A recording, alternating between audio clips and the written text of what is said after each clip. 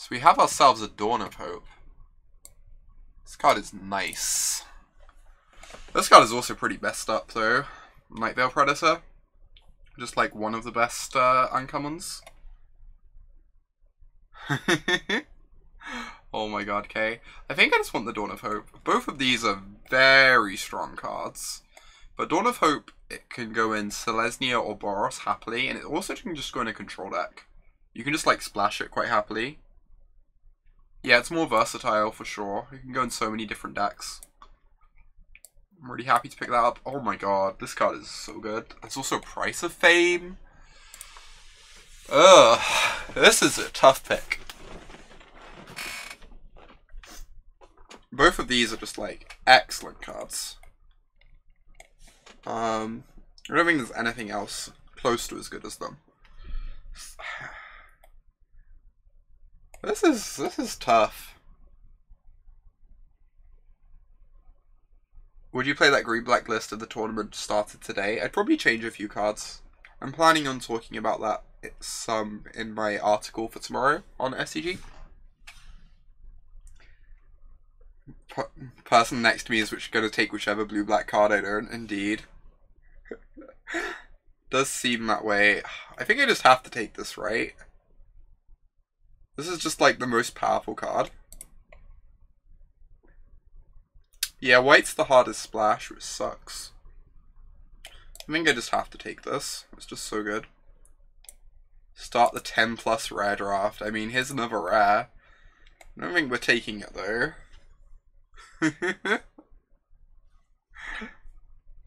Let's start picking gates. I mean, you might not be wrong. This pack's pretty low power level. What are we taking if we don't take the gate?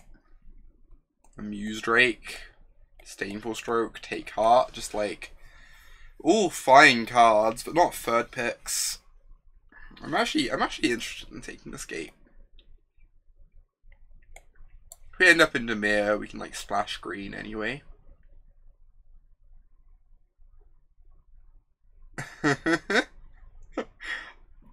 Omnispell Adept lets us cast Concoct at instant speed. Oh my god.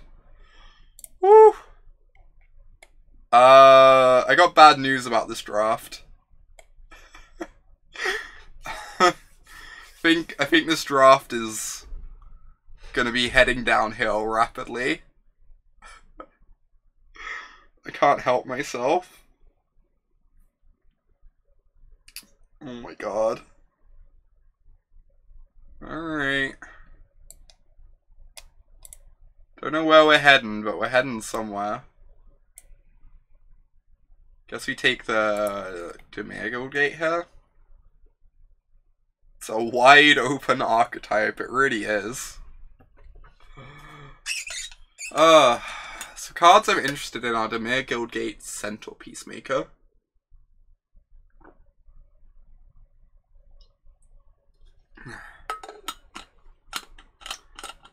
Draft starts with hope and ends at the gates. Indeed. This is where we hoped to end up. I think I want this Guildgate. Just like, cross my fingers. We can do this. Live this dream. Oh my god. Yes. Yes. Yes.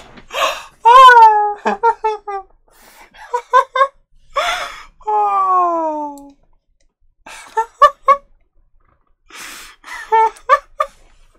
This is great. Oh dear lord. This is great.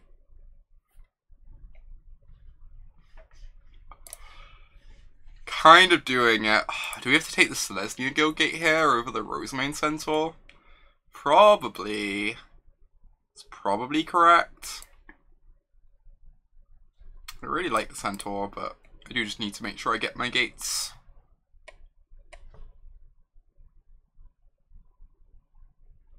Pretty much Chrono Saban, that's the plan.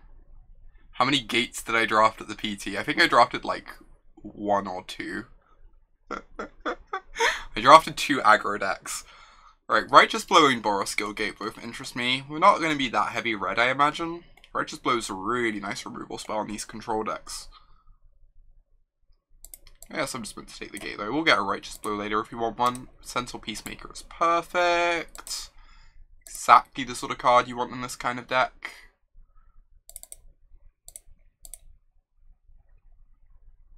Autumn is back on their shit again, indeed. Indeed. Something went wrong. I'm glad I didn't do this at the PT. I'll say that much. Do I want Warrior Copy or Hitchclaw? I might just want Hitchclaw in this deck with 2 glaives. This is actually like kind of nice. We're just planning to make the game go along. Yeah, seems great.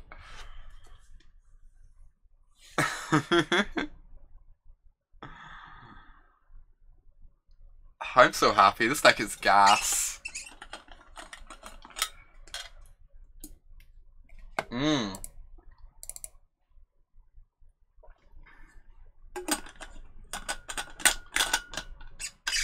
The old green-white 5-color deck.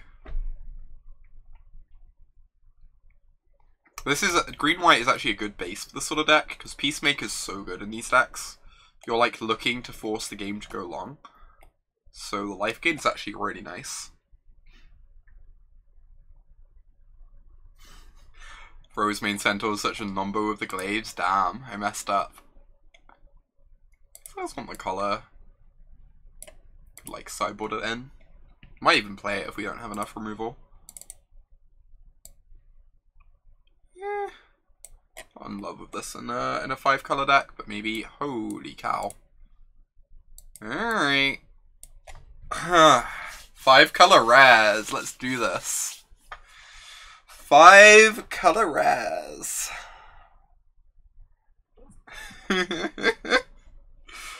Oh, I'm so happy right now. This is just great. This is just perfect.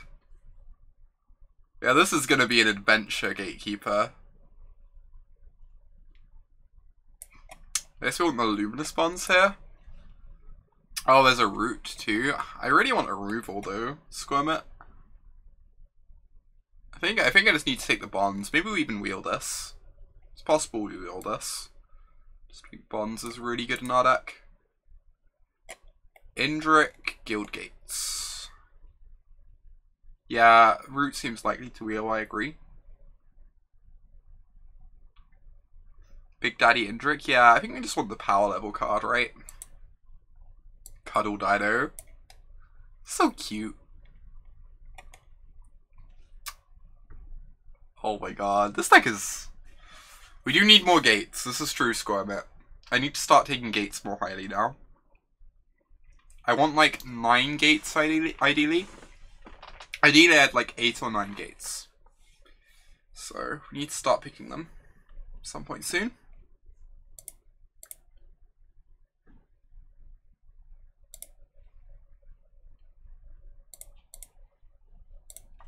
Yeah, you take the power cards to justify doing it.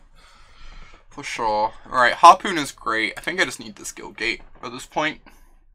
The Swapcutter Giant, we might wheel this. It's actually a really nice card in these sorts of decks too. It's kind of awkward that the blue's not very good for us, but it does help with the Connive at least.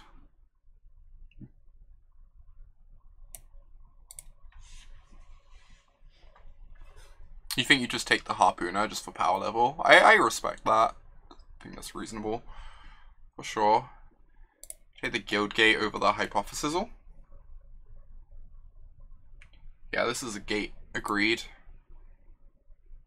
Selesnya Guild Gate's really good for us too. Healer's Hawk is nice with Glaive. I think I just want a Healer's Hawk. I think suiting up a Healer's Hawk with a Glaive is just so good. Yeah, it's free 2 for 2. It's so good. Your opponent plays a Healer's Hawk and you just like 2 for 1 them as well, or a Muse Drake. And then like sometimes it's a Plummet. It just Harpooner is excellent for sure. Completely agree with you on that.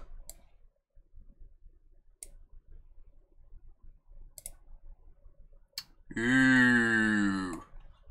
I think we're taking this Gargoyle over the Boros Guild Gate. This card is nice. We got Peacemaker versus Boros Guild Gate. What do people think on this one? I think they're both really good for us.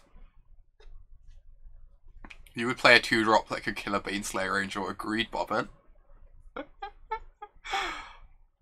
Got some tension. Gate versus Peacemaker. We do need 3 more gates, ideally. 2 or 3 more. Peacemaker's really good in our deck. So, really, really solid.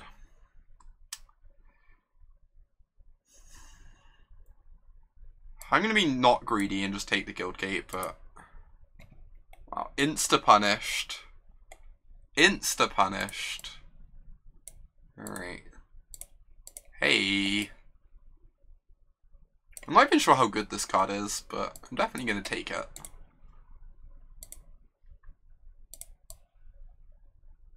Could take the Equinauts. I don't know. We've already got lots of expensive stuff.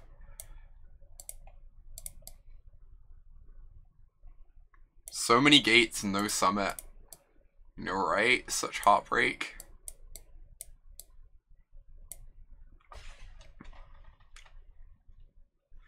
Route seems better in my deck than most, for sure. With, like, the Gargoyle to power up, we've got, like, some 6-drops to cast in general. I'm not taking the Izzet Guild Gate, I don't think. This is kind of tough. Why didn't we open some sick Mythic? We could splash. Deadweight's just so hard for our deck to cast. It might just be Hypothesizal. Hypothesizal's pretty hard for our deck to cast too. I don't know. I'm kind of curious to hear what y'all think on this. I think I'm leaning Hypothesizal. Yeah, I think I'm just gonna take this. It's like pretty hard for us to cast, but I think it's just the most powerful card.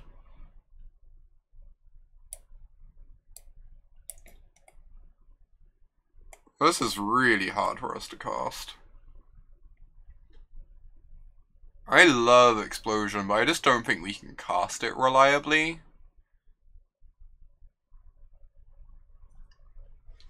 Like, I think we're just meant to take the Centaur.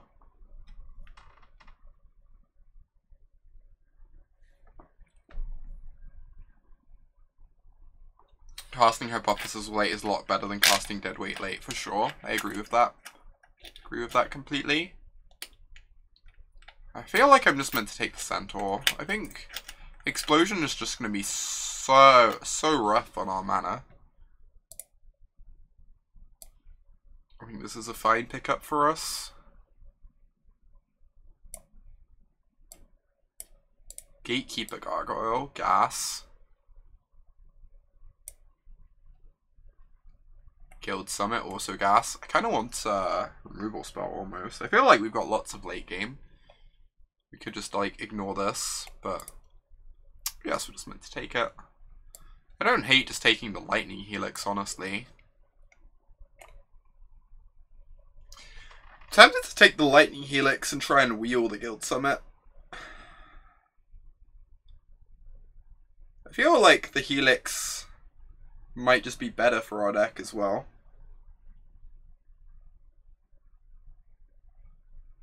We are the only gate deck, yeah. Agree with that assessment.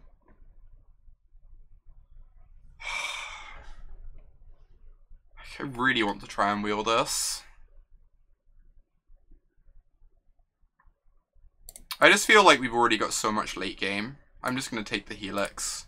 If we wheel the Guild Summit, we'll play it, but I'm not really sad not to have it, if I'm being honest. Is this our final gate? Having another Boros Guild Gate's like, not without its awkwardness, but I'm currently on 21 playables. I think I'm just going to take the Boros Guild Gate just to ensure we have it. But it's possible we cut it for a superior gate. depending on what we see. Is Sundew playable? It's definitely fine. It might be playable in our deck. Gives us like some early plays. It's a bit redundant with the hitch clause.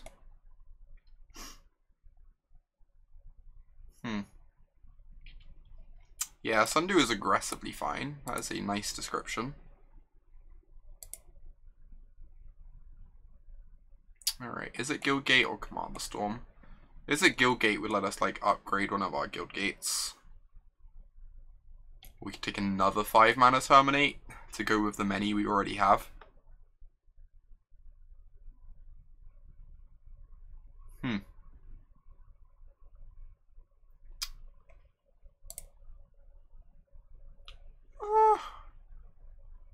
Guess I take this. Means I can not have to play any islands, which seems appealing to me. More Rosemane Centaurs. You like kill spells, but casting it is fine. Yeah, I think it's fine to pass it. All the Boros guild gates are depressing. I know, we just see like mono Boros. Guildmage. Guildmage is the most powerful card. It's so hard to cast, but... Okay, I almost just want this Rosemane Centaur. Just like mono 4/4s. I guess I'm just meant to take the powerful card. Ooh, Healer's Hawk is gas. With our glaives.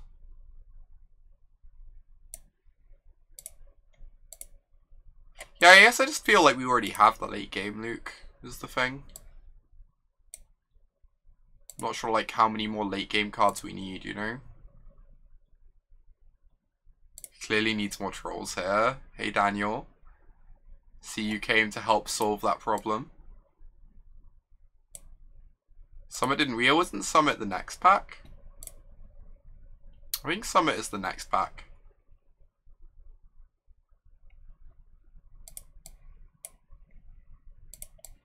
Hey, I was right. Right all along. This deck is gas. You're just slightly concerned about our card advantage if we don't get it back. That's fair. I just feel like we just reach the late game and cast our 6-drops and kill our opponent, you know? Or kill them with Glaive. Glaive is a lot of card advantage. It just like scales up all your creatures really nicely.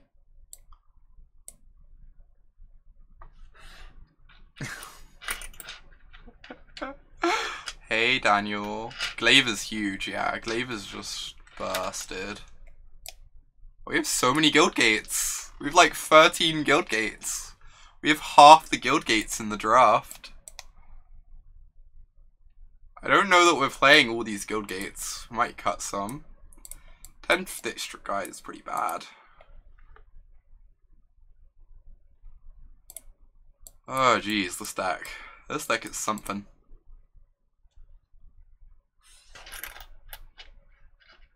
Glaive on 1/1 lifelinks from Dawn of Hope is more late game than anyone could need. I agree, Corona Savant.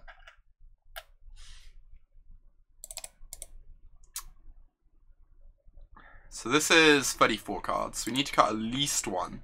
Honestly, we could play 18 lands and probably be happy. We came to play tap lands, and tap lands we will play. Indeed. Alright. I almost want to cut a Rosemane Centaur. Is that weird? It's not like we're convoking them out at all. Ever. Maybe the easy to cast 2/2 over Guildmage. I agree with that assessment. Kind of want to cut a Rosemane Centaur. It's like expensive. We're not convoking it very easily. It's not like the Vigilance works with the Glaive very well.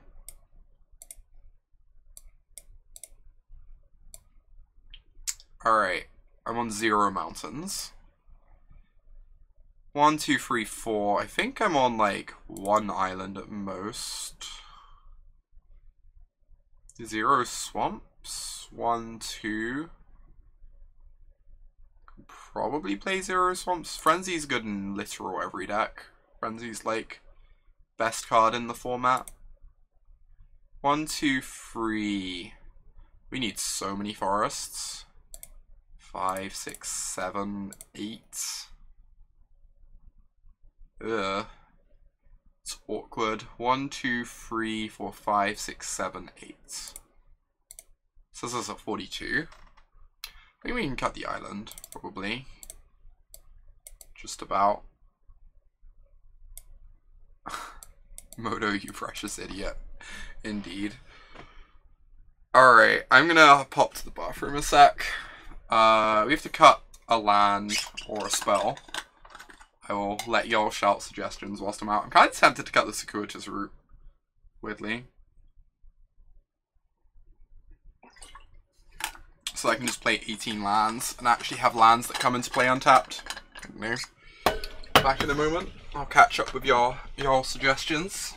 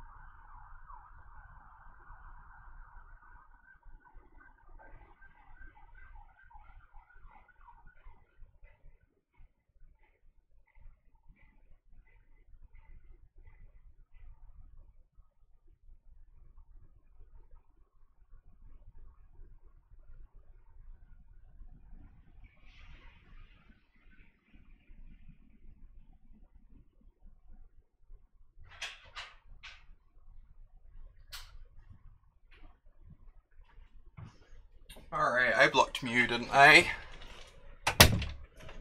Did not mean to. 4 mana. It's like a 4 mana opportunity with Guild Sum out, right? You draw 2 lands and two cards. Yeah, 4 mana divination plus explosive vegetation. Basically opportunity.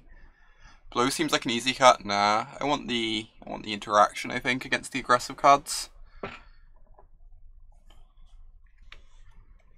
I don't want circuitous route to cut the circuitous route. I don't know if that's just wrong. Play 18 lands. Seems nice. I just feel like this is kind of slow and clunky. It is nice with Gargoyle though. You don't like cutting the route? Yeah, the other options are like just playing 17 lands, which I'm not in love with. Cutting a Centaur.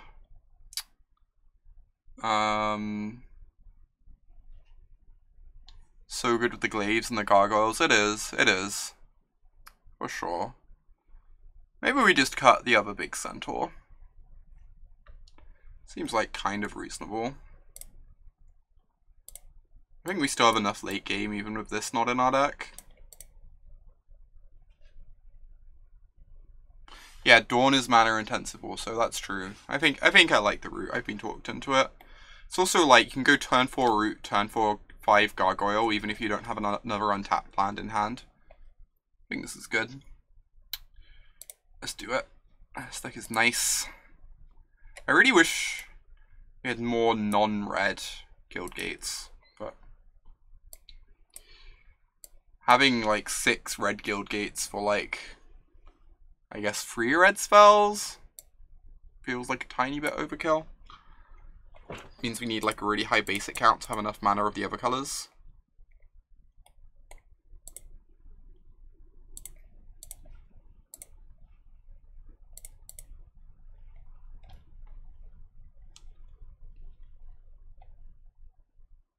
Alright, I would like to go first.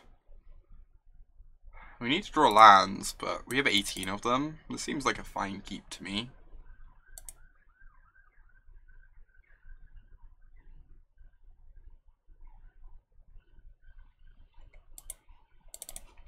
Draw a couple lands, then we have Recluse into Root.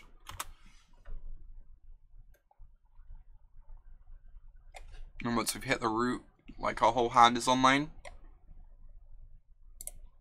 That was not the best draw. Guess I'm still gonna play it.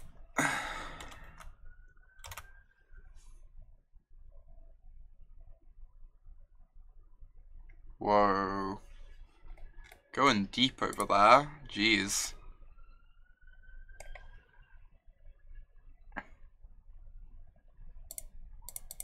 But me almost wants to hold the Recluse in case they play like a Burglar Rats. But I guess we can just discard the Lightning Helix to a Burglar Rats. Right. Forest or Plains is the dream. Jason Chung really likes that card in Dimir. Yeah. I'm a bit surprised, but I think it's like decent. It's certainly not bad. Whoa. Actually just like full on Jason Chung mode. Narcomoeba has hit the battlefield. My right of saying you're going deep over there has been revoked. Oh my god. Oh.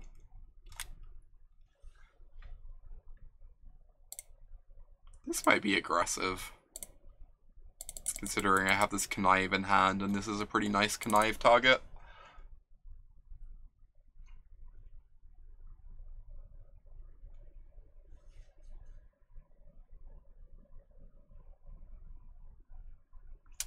Wow.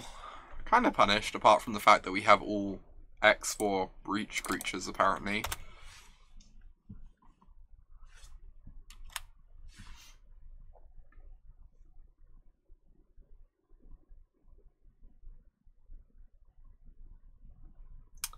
Yeet.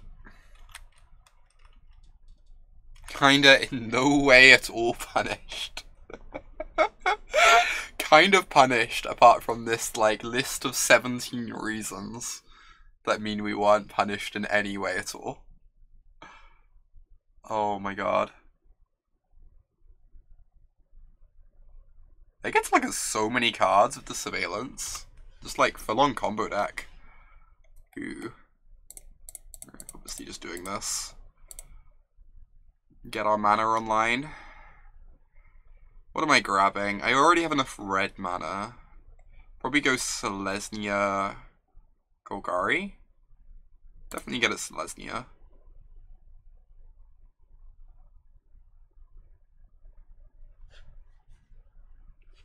At this point they probably never draw a land again. Yeah. It's a bit terrifying. I almost just want 2 Selesnya Guild Gates. But hey.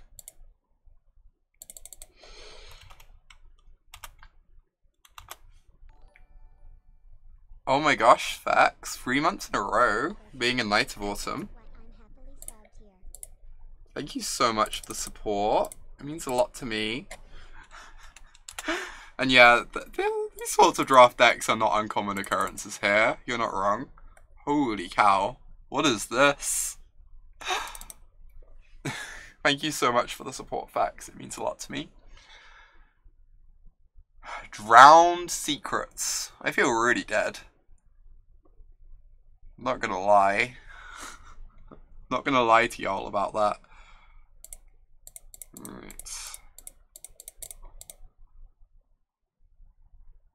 Counterspell incoming. Ooh. Taste it.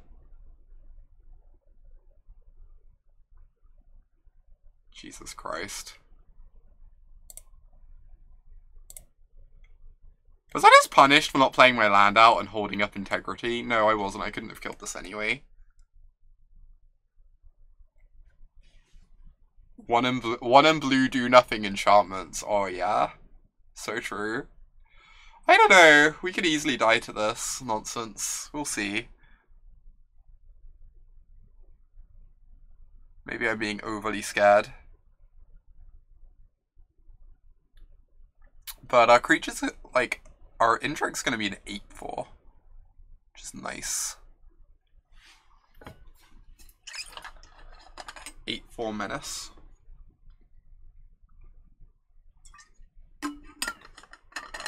Seems a bit mean to call this guy a menace. Looks so cute. How could something so cute be so menacing? If I play this, we get punished by, like a rats. I'm probably meant to hold this, then.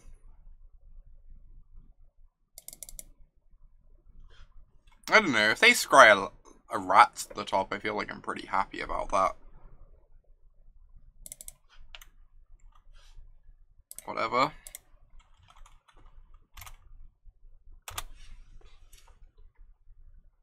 Yep. The decking plan is real. Ooh. Alright, don't counter this somehow with the counter spell that doesn't exist.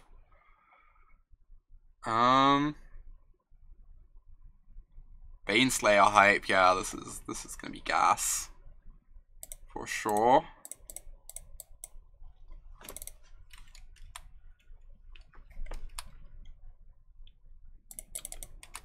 My pet dinosaur is both menacing and vigilant in nature.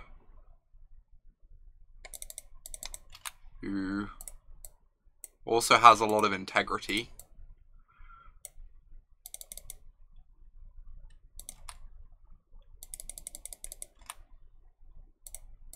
Alright, I changed my mind. I think we're pretty favored. Glaive of the Guild Pact is messed up.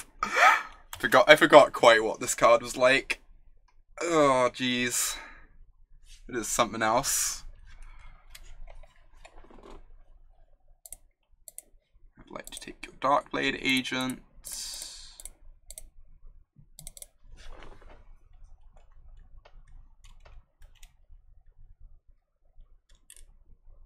Oh, Connive and Crush. Yeah. Just taking the Darkblade Agent, for sure. Making sure they can't ever block. Am I suiting up the Hawk to gain life? I don't feel like our life total matters. In before a bunch of blue bounce spells mill me out. Jesus. Please no.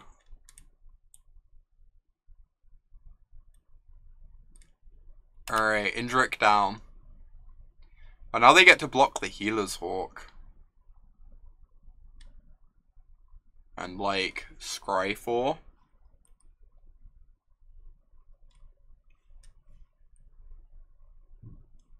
Yeah, this is the benefit to suiting the Hawk for sure.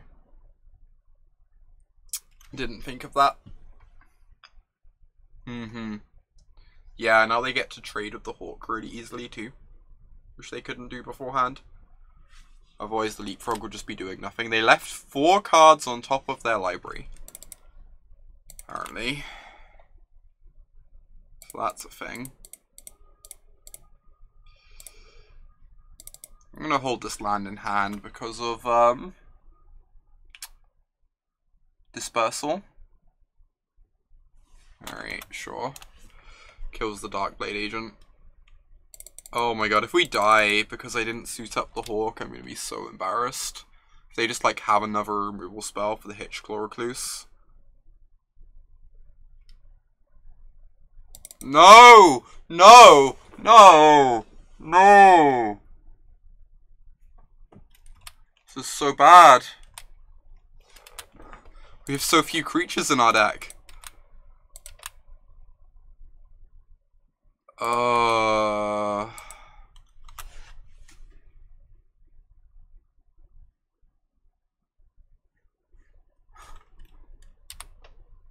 We get to board in Crushing Canopy also. We do.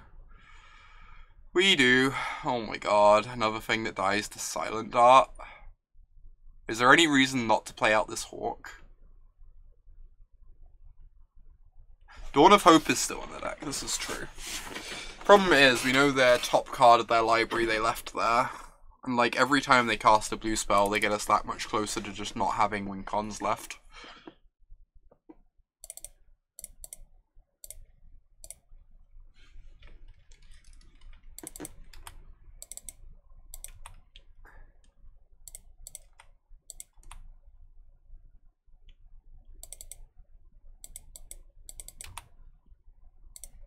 Alright, cast my Hawk. Suit up our Baneslayer. Imagine how far ahead we'd have been if I'd suited up the Hawk like I was meant to on the attack a few turns back. Instead I feel like pretty far behind.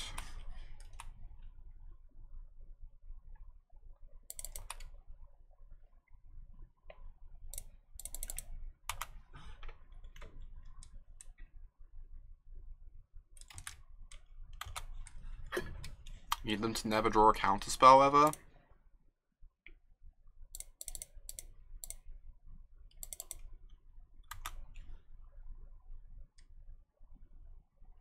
Yeah, they are down to one card in hand, that is true. It is a card they scried to the top, though, of note.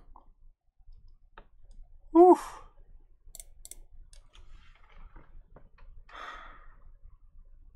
These have nothing. I can't look. Can't look. This is too much. Oh my god. Oh my god. Oh my god. Oh my god. Yes. Yes. So good. Ah, we have a chance. Sure, you mill 2. Scry 4 mill 2, go ahead. It's actually pretty scary, but yeah, we're gonna poop out lots of tokens for sure and suit one up. Just hope my opponent doesn't have enough blue cards to get me. They left 3 cards on top of their library again, apparently. Which is terrifying. But here we go.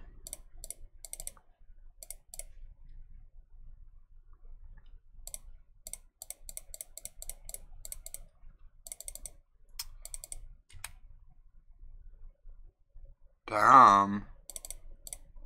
That's not bad. Right. Hit for a million here.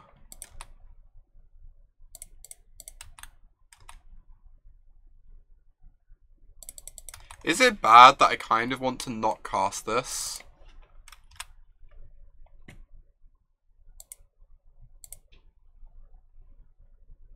Because if I don't cast this, they can't cast any counter spells they've left on top. It slows down our clock by a turn, but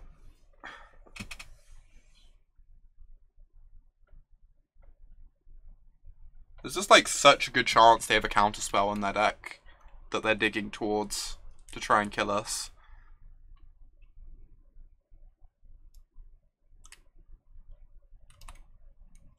I'm just not going to cast this. I'm just going to make tokens the rest of the game and hope that's good enough.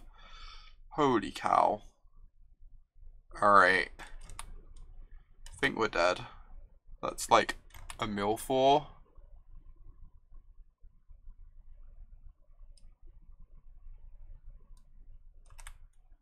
We're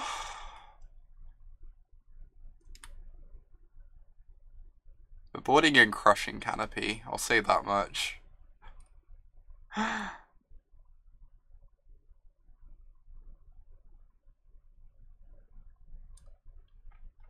Alright, not playing the Gatekeeper Gargoyle might have killed us there. I feel like playing around a counterspell was reasonable though.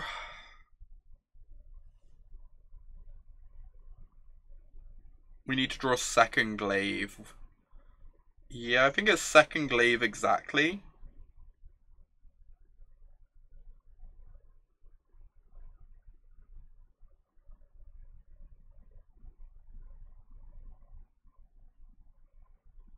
I think you're right about that.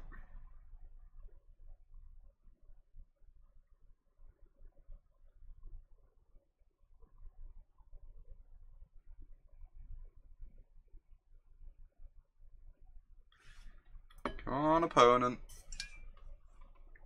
Make it quick.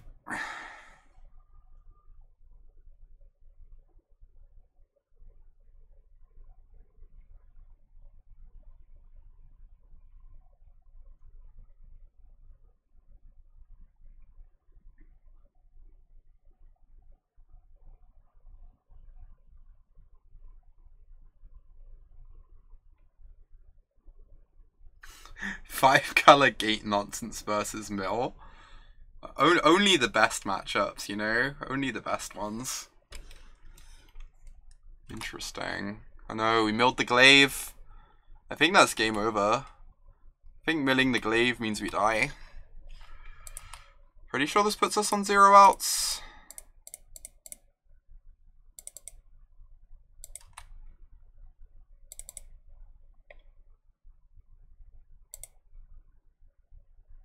We have 9 damage.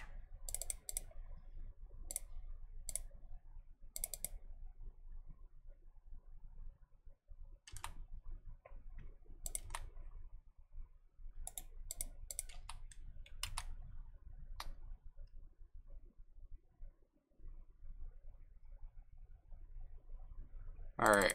Not playing the gate. At least not playing the gargoyle didn't cost us. That deck is wild. That deck is so wild. I guess we're going to be boarding pretty aggressively against them. They're just like mono removal and mill spells. Kind of combo-ish, honestly.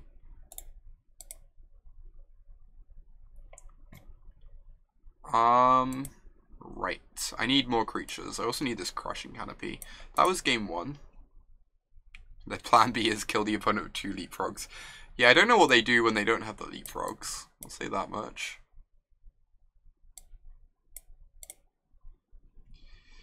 Kind of want to take out this Luminous Bonds. Or this Righteous Blow. Against them.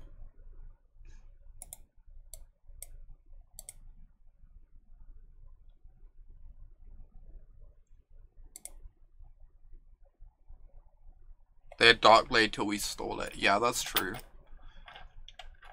Darkblade seems not bad for them. What's the other card? I guess Grappling Sundew does nothing because we're the aggressor against them. How does this look?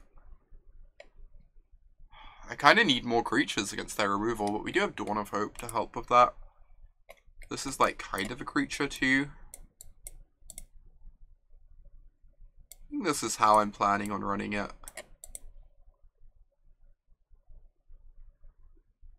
Also bring in the League Guild Mage, but it's kind of hard for us to cast consistently. Go up to 46 cards. Oh my god, I don't think I can bring myself to do that, Vex. Frenzy out. I think Frenzy's such a good card.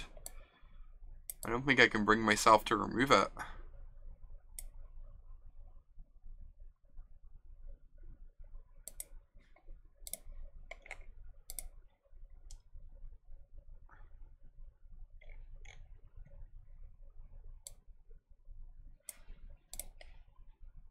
Like, Frenzy's just the best card in the draft format, right? Even when your deck's not a good Frenzy deck and it's not a good Frenzy matchup, you still just want it. We're probably meant to be on the draw, by the way. I was probably meant to put myself on the draw there. I'm gonna lead with the Guild Gate because we have Healer's Hawk in our deck. Underworld Lich, oh my god, that'd be amazing. This is a good matchup for Underworld Lich.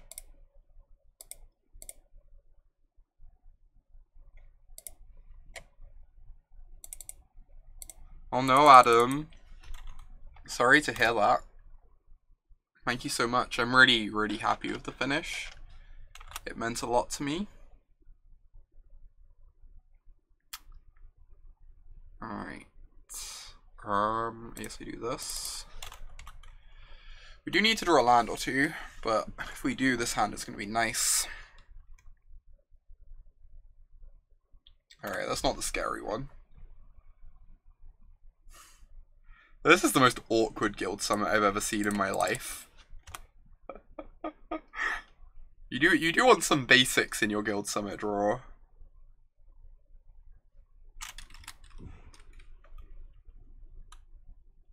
Missing land drops, great.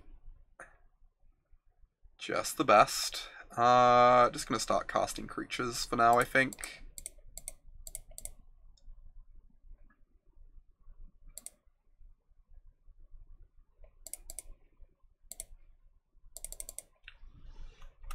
Thank you, Milkman. Means a lot to me. I'm just like ecstatic. I've had my first like good PT finish in quite a while. Ooh, so now we get to go Integrity plus a Cappy.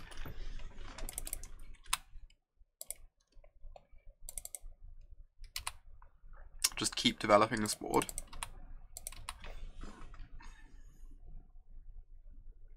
No blocks. Interesting.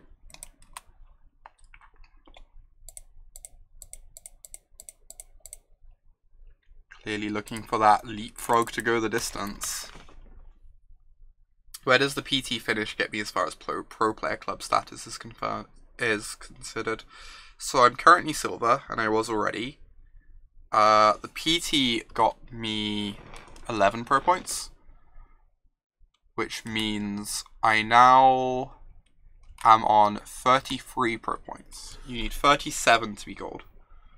So to hit gold for the next quarter, I need to gain 4 pro points between GP Warsaw and GP Liverpool, because that would get me to 37.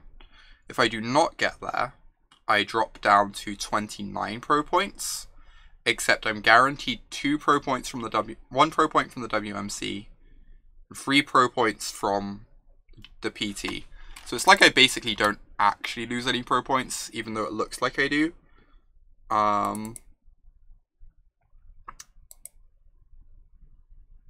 So I just attack with both, right? And I'm gonna lose 1, but that's fine.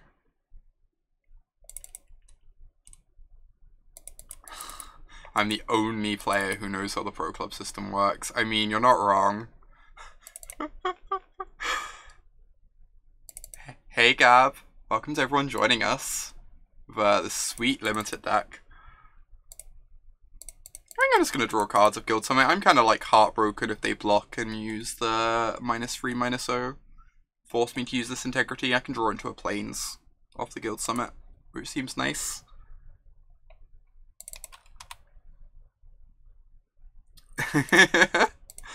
Oh my gosh, Luke. There were 2 of you that scrubbed out of the PT. Hey. That's a nice draw.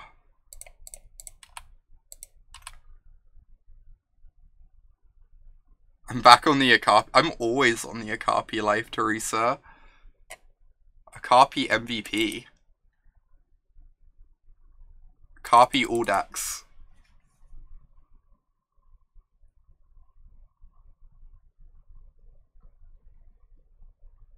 So I assume there's going to be the -3/-0. That doesn't even do anything though. I guess they just block that. Yeah, so they block something -3/-0 and try and eat it with that leapfrog. And then I +2/+2 to eat that leapfrog. The main feature of this deck is clearly that it's running in a Akapi, clearly. Nothing else weird about it at all. Stayed for the PT, came for the PT story, stayed for the Guild Summit. Oh. They fear the righteous blow. They saw it last game. That's a good point, Luke. I mean, they saw this as well. What records do I have to get 4 pro points? So at GP Warsaw, I'd get like 3 points for an X and free, or 4 points minimum for a top 8.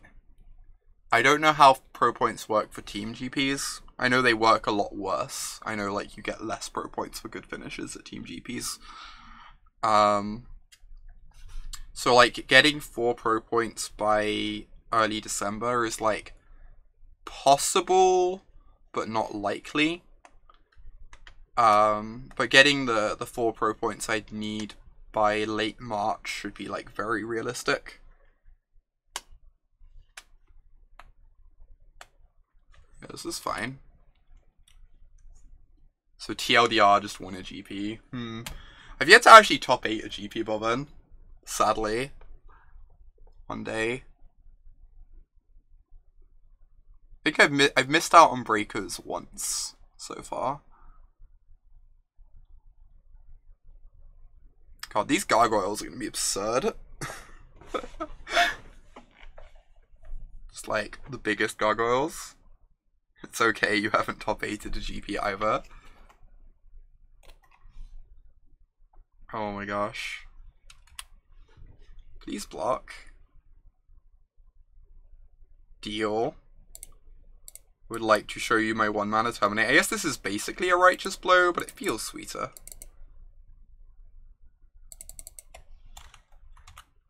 Humble brags, Luke. Milled a Swamp? Yeah, that's pretty strange. The old mono blue deck over there just deciding to mill their Swamp.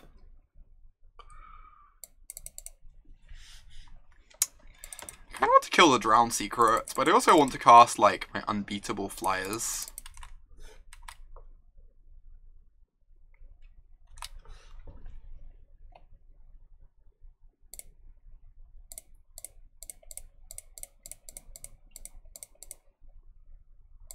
We can kill this in a turn or two. This is how we lost the last game. Am I casting the Hawk too? It's pretty useless against the Narcomoeba. I guess I am. Could draw a Glaive and suit up the Hawk.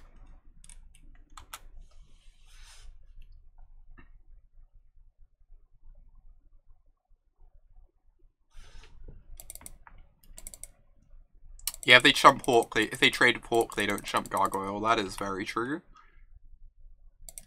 If they trade with the Hawk. And, like, they're gonna have to start chumping this soon, since apparently they don't have a Capture Sphere in hand.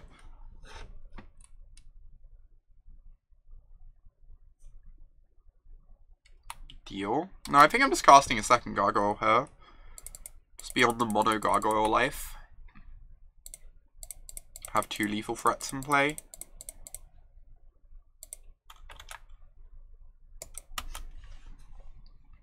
Sick. Alright.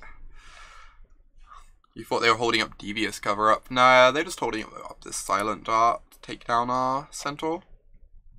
We're just running this back. God, this deck's so nice. Guildgate's too strong, I know, right? Too strong.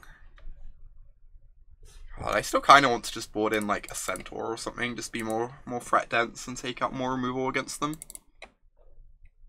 They put me on the play. They smart. Alright. Let's find some lands. Deal.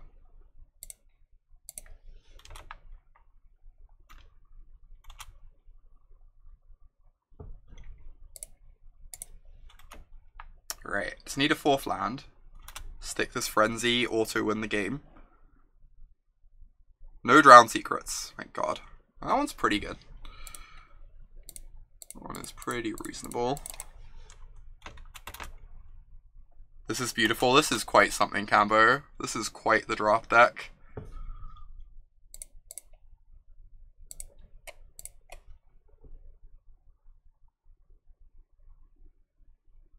Ooh, the curve outs over there. Oh my god, this is so embarrassing. Maybe I'm not meant to do that. Maybe I'm meant to like wait and draw a land and connive their stupid Chamber Sentry.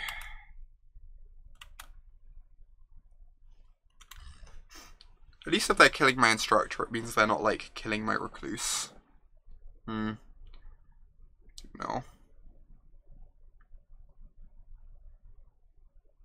Kind of figure that as long as we like buy time until we draw a land, we have the long game though. Dazzling Lights time. Yep.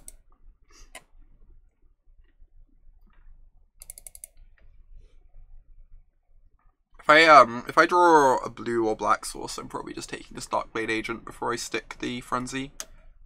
Maybe even casting the Circuitous Route before the Frenzy too, so that we have a bunch more mana in play to play with. Yeah, I think I just want to cast the Circuitous Route here. Just like empty our hand before frenzying.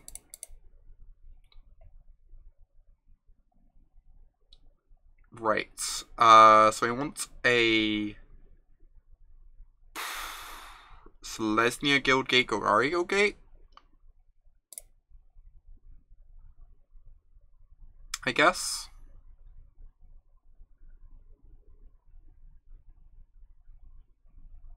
I guess that is the plan. Route into Gargoyle seems amazing. Yeah, they have a few answers to the Gargoyle, so I'm not like too excited to slam it into play.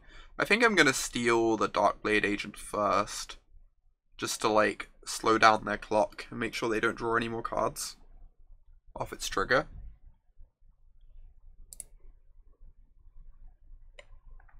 It is awkward that it puts us off the potential of double spelling, but I think I just need to take this before I do anything else.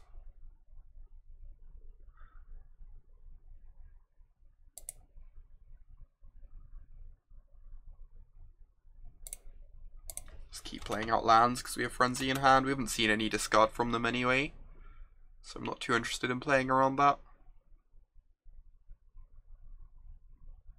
Hopefully, we draw something nice to cast alongside the Frenzy in a couple turns. We need to get this Watcher under control. If we do that, we probably just, like, the game probably just snowballs in our favor. Every time you have Connive and Limited, your opponent has Tristani. Here's hoping our opponent has a Tristani. I'd be okay with our opponent having a Tristani. I've actually yet to see that interaction come up.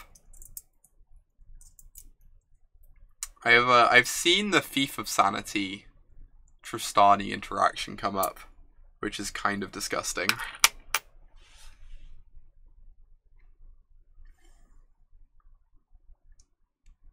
Jeez. That's so brutal. Oh my lord. Alright. Probably gonna Price of Fame this and just murder us.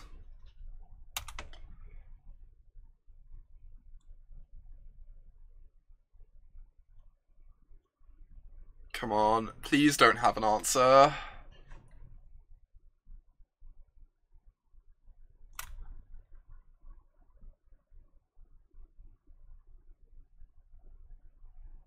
This is like way too much tension for me. I just really don't want to lose this match. Our deck's so sweet, and theirs is like kinda not. Alright, I'm blocking. They clearly have Dazzling Lights, right?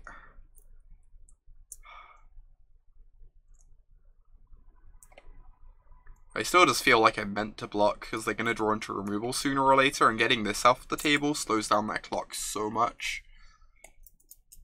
I feel like I'm meant to block.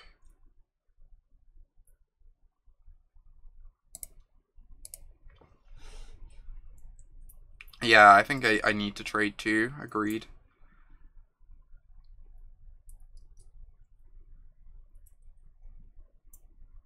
Nah, Winterbrew.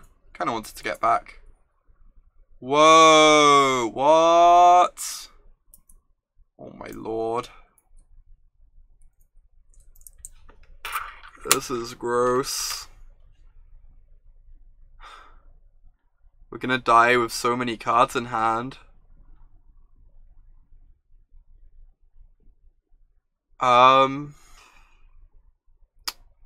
They have 5, 6, 9, 10 damage in play.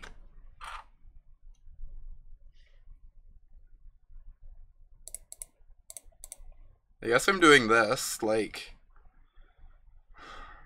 I don't know. What am I meant to do here? Maybe I'm just meant to Frenzy and cross my fingers, rather than Guild Summit.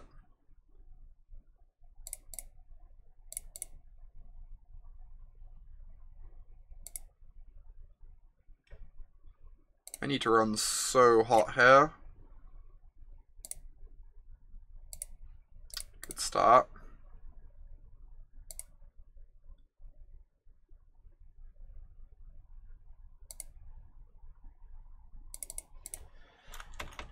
Okay, I mean, if they can't remove this recluse, it, like, blocks their leapfrog. Obviously, they've descried a million of their dazzling lights.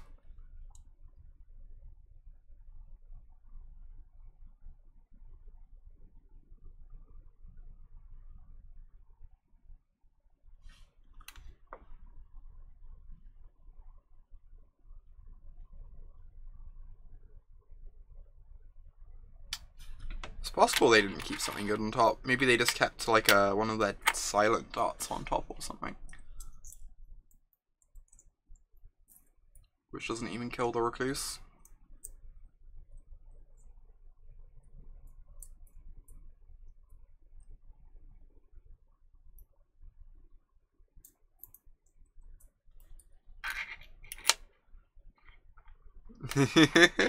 I know, right, Milkman? Milling the Narcomoeba is kinda gross.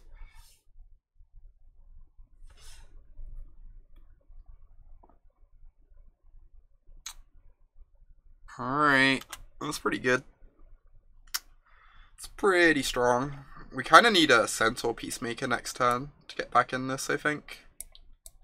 We really need that, like, burst of life here. Or even, I guess Healer's Hawk just gets shot down by the Sentry. So it doesn't actually achieve very much.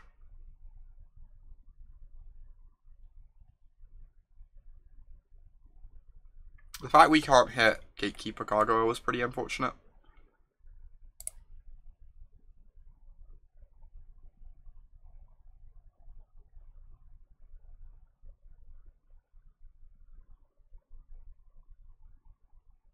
Dawn of Hope would be okay. Yeah, Dawn of Hope would probably be good enough. It'd be kind of close. It doesn't deal with their flyers. We do have the Hitch Claw to block like one of the flyers down though. Dawn of Hope would definitely buy us time at least.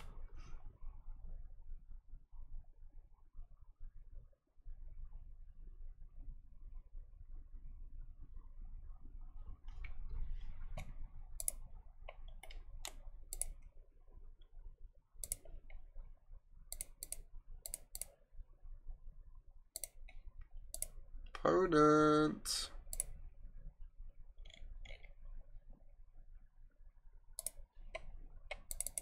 Alright, taking down the Leapfrog is nice.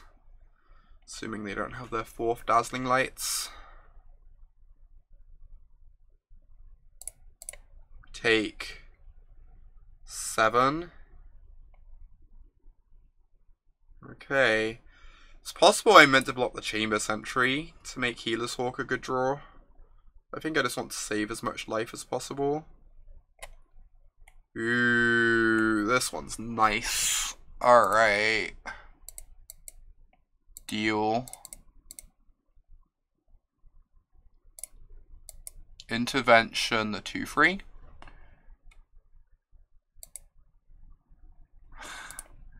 Deal. Oh my god. Oh my god. Ah! What one mana spells do we have? We have Healer's Hawk. We've already used the Integrity Intervention.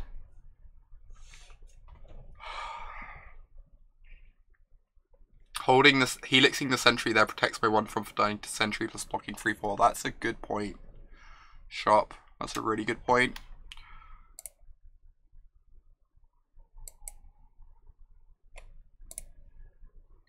No! No! No! We didn't play around Forest into 10th District Guide. Apparently. We were so out of this game. We might still be out of this game, but it's looking a lot closer.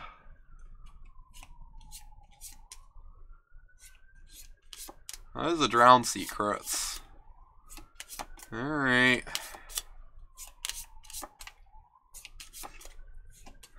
Interesting. So I just have to block the Chamber Sentry here, I guess. How's life? Life's doing pretty good, or? It's going pretty well.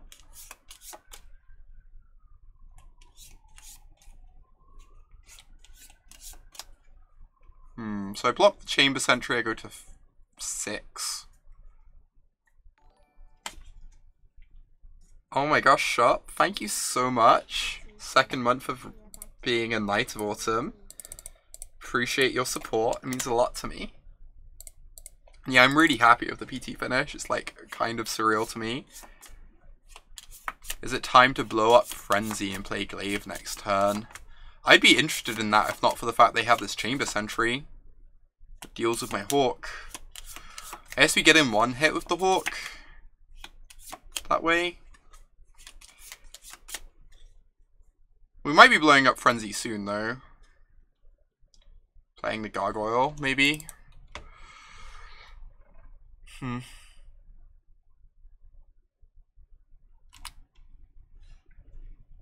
Is it Guild Gates? A copy. Hypothesis. Oh my god. This is disgusting. How is Frenzy a real Magic card?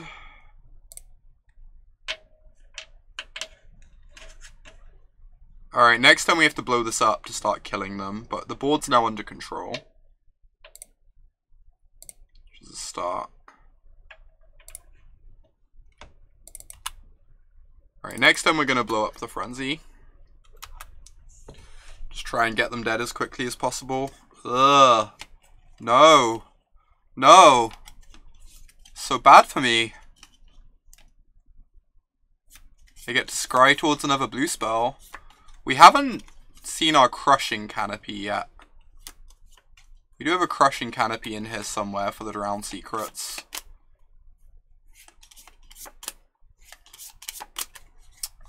I think I'm just meant to blow up the Frenzy though, rather than try and like dig towards it.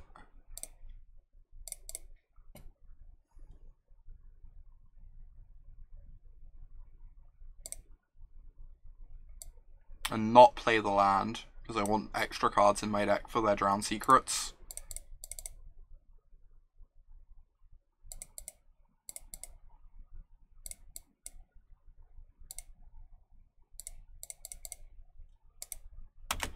Alright. Are they dead to Glaive next turn? Not quite, right? Not quite. They might almost be. Yep. Oh my god, the Crushing Canopy was underneath the Izzet Guildgate. What the hell? That is complete nonsense. Ah! Magic is ridiculous. Glaives are 6 each, that is true.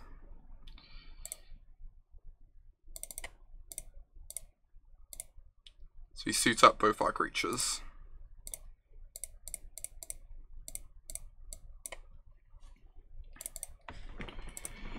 Then they have to double block the Okapi. Maybe we're meant to suit up the Gargoyle twice. Just force them to double block that way, because then they don't get to get one of our creatures out of play. That's probably better. Yeah, we're probably meant to force them to double chump the Gargoyle instead. I'm going to play this out, I think. It's better against a removal spell. Yeah. Yeah, 2 on Gargoyle forces double chump. Which leaves the Okapi in play to have more creatures against removal. Alright. If they have anything, they give themselves an out.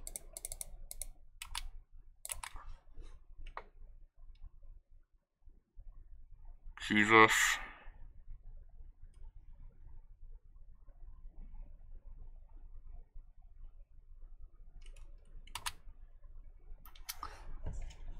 So now they can draw Radical Idea or Chemist's Insight. They milled 2 cards, I think. They can also draw a stupid Silent Dart that we know they have another one of in their deck. God, don't do it. Don't do it. Yes! Oh my god. This feels so good. Glaive of the Guild Pact. There are 2 darts in there. Oh, there's a second one in their graveyard. I didn't see that shop. I thought we'd only been through 1. Oh, jeez. Thanks, Alban. Appreciate it. I didn't want this to fall at the first hurdle. This deck's so sweet. I do remember that, Alban. That was nice. It was good meeting you. That was an impressive proof of concept game for Frenzy being busted. Just like untap, Frenzy, removal spell, Healer's Hawk, land, go. From like unwinnable game to unlosable. Unlosable, but... Oh my gosh. You got some coverage on Channel Fireball? Oh, that's sweet. How did that end up happening, Alban? For your black-green Molder Hulk deck. Oh my god. The Molder Hulk decks are sweet. They're pretty good at like beating up on the mirror too, because Molder Hulk's so good against Carnage Tyrant.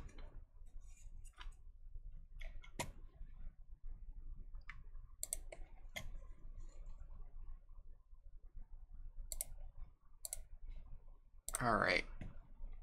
Round 2. One of the sweetest draft decks I've had in a while.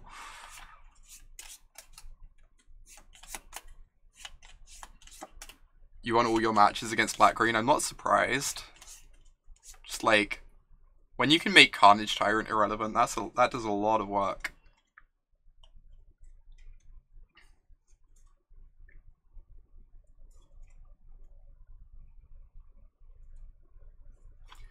Okay. Round 2. I think in the dark I'm just always going to put myself on the play. I'm going to keep this hand that does nothing. Whatever. See ya, Alban. Have a nice day. Enjoy your meal. We have like lots of gates in the deck that let us cast our spells. We also have like a bunch of green and white creatures we can draw that make the hand functional. I don't know, this deck's pretty resource intensive. I'm kind of hesitant to mulligan if I can help it. If we knew we were against an aggressive deck, I would mulligan, but in the dark, this is fine.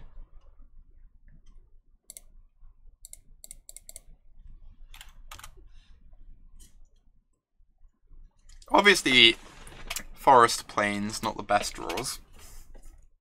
Oh my god. Oh.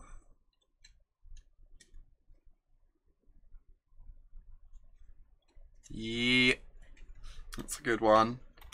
That's one I would like to connive, I'll say that much.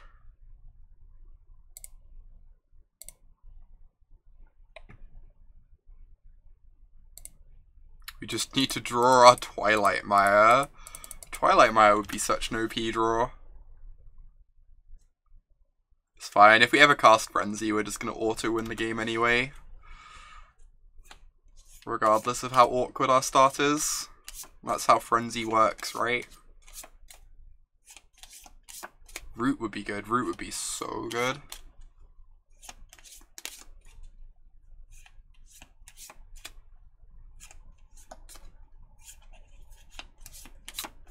Heartful Takedown, sure.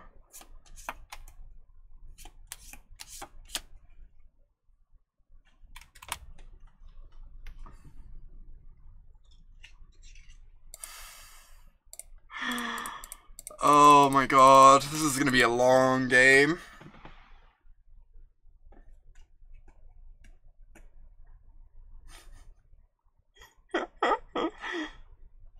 Can I please draw a Guild Gate?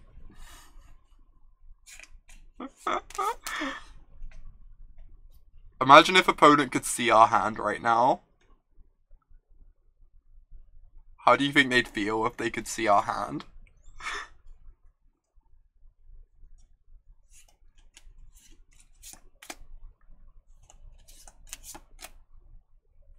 Alright, I predict Izzet Guildgate.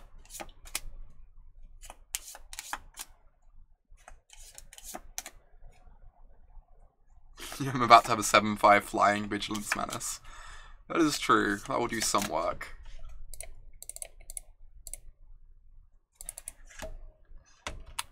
Am I meant to play out? I don't think I'm meant to play out this land in the dark. I think I'm meant to hold it. Because of, like, burglar rats and such. Obviously having as many lands in play for Frenzy is nice, but...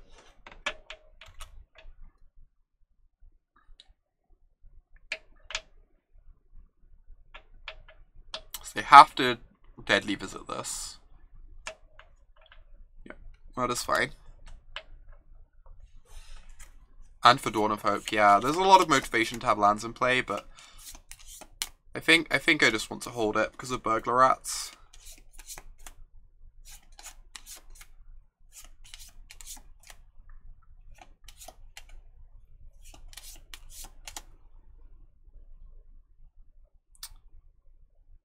What is this attack?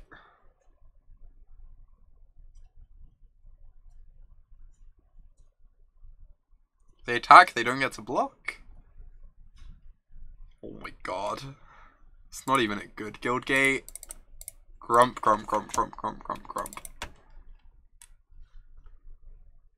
I am flicking cards off camera. As it happens. So if I attack, I trade this with 3 illusions. That's like probably not bad, to be honest. Whatever.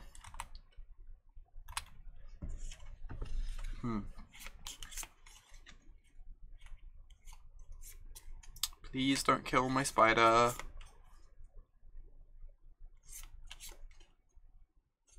That is fine. You never got into the habit of flicking cards. It's a bad habit to develop. I think I've done it basically ever since I learned to play. Find it like really satisfying for some reason. Is it Guildgate? You know what? It's good enough. I'll take it.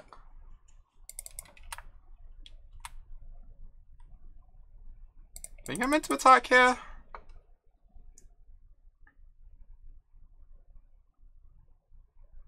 I'm still not like 100% that this is correct, but maybe this is just bad. I trade my spider for 3 birds.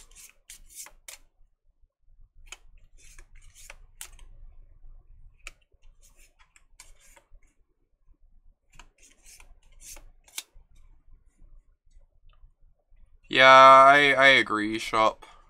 This is probably bad.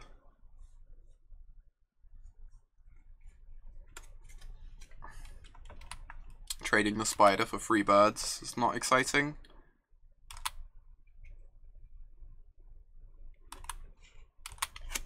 Anyway, we're going to draw Izzet Guildgate next turn, and then nothing we've done up to this point in the game will matter in the slightest.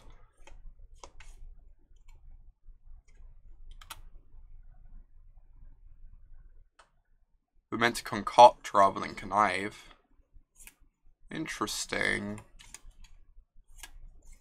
Maybe. Getting a gargoyle back is appealing. It's so much worse against a removal spell, though.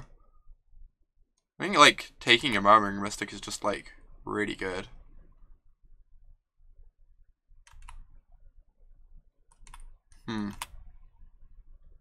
That's a really good draw. That's an excellent draw.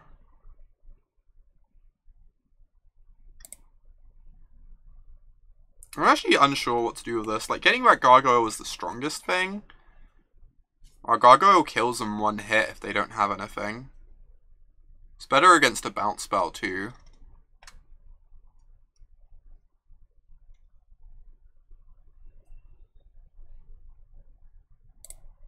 And, like, the Surveil is not nothing either.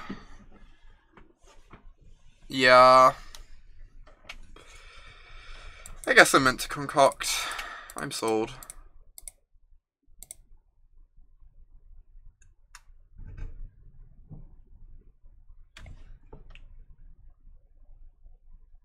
Interesting. So graveyard.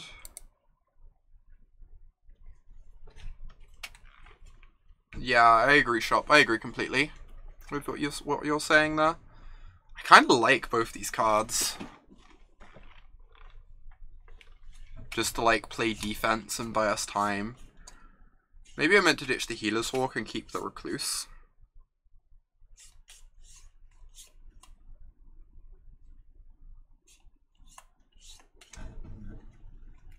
Yeah, Hawk's not great versus Mystic, whereas Recluse like plays good defense. I think I agree with that.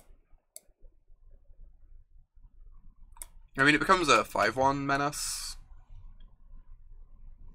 Becomes a 5/1 menace, forces them to have 2 birds. I just... Let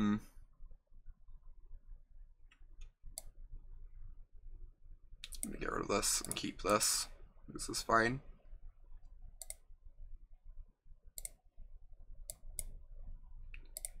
And then bonds this, just so we take less damage if they have an answer here.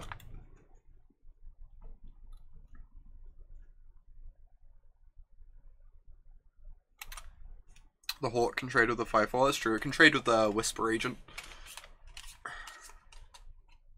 Which is pretty nice. And like gain some life in the process.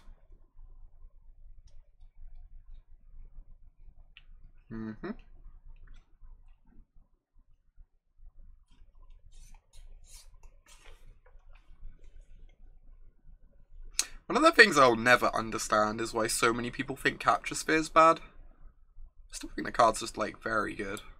Obviously it's particularly good against like slow clunky decks like ours, but...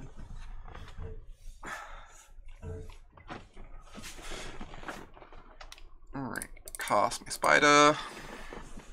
Hope they don't have their like 10th removal spell of the game. Yeah, I agree, Luke. Card's not great or anything, but it's very respectable. The fact that like so many people just call it unplayable or whatever, strange to me. Oh my god.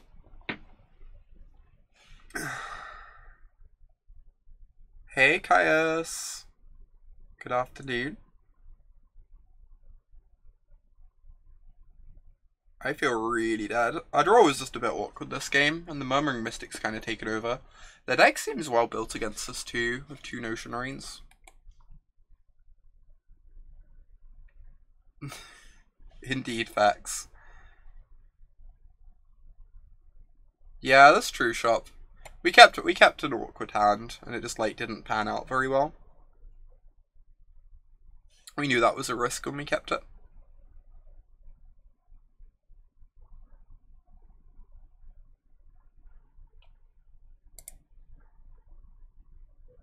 Don't really know what I'm drawing to here.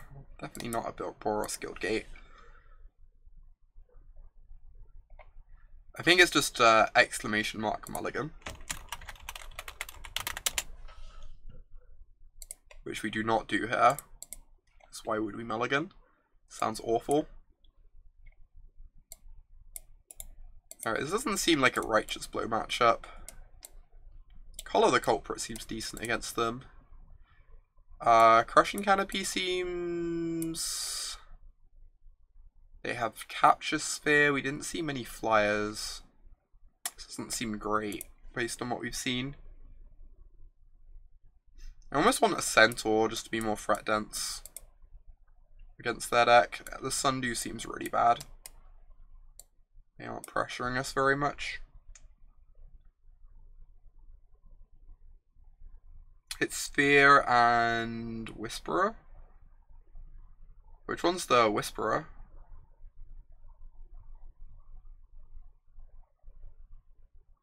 The 3/4. Oh, did we see the 3/4? I don't remember seeing that. Maybe we did. Maybe I'm forgetting. Yeah, Watcher. You thought we did? Yeah, I might just be forgetting. I probably am. I know the previous opponent had like 3 watches.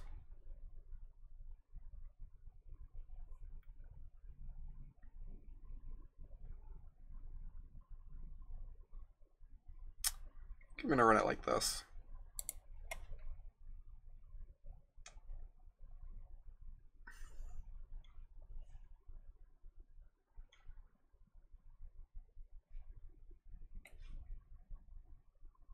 Alright. I'm gonna draw against their deck. Their deck seems really slow. This hand seems essentially unbeatable. Turn 2 Dawn of Hope. It's gonna be like very hard for their slow grindy deck to deal with that. Unless they have an aggressive draw somehow.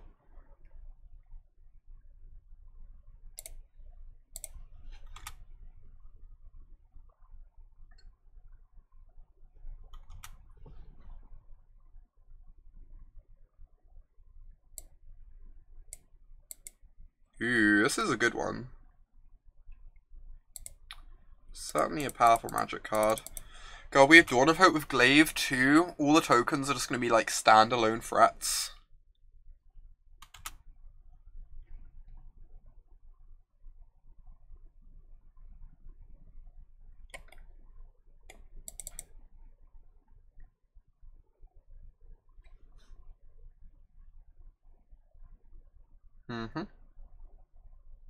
Standalone threats that they die to 1/1 flyers, but gain us a lot of life in the process. So I'm kind of okay with that.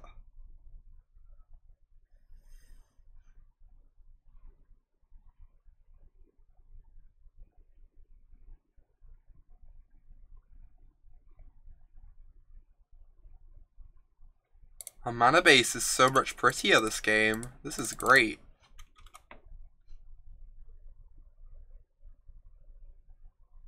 It takes 2 spells per 4 mana. Yeah, exactly. Look at all the colors.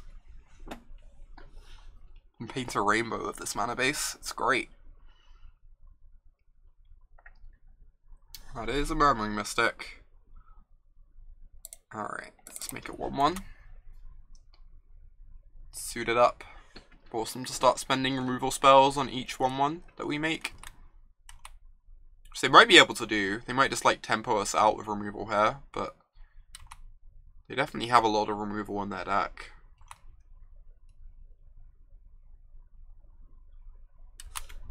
Yeah, we might see that happen. Maybe our draw's just like a bit slow.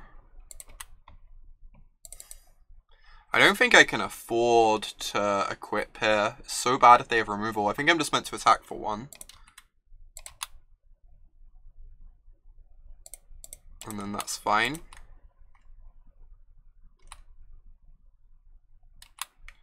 No interest in drawing cards. We've got all the cards we need. Just gonna make another 1/1 instead.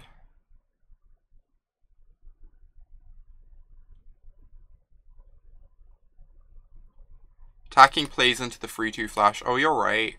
I forgot about that card. You're correct about that one.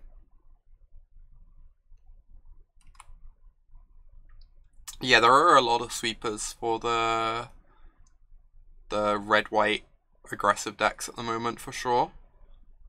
Which is pretty unfortunate for the Selesnya deck.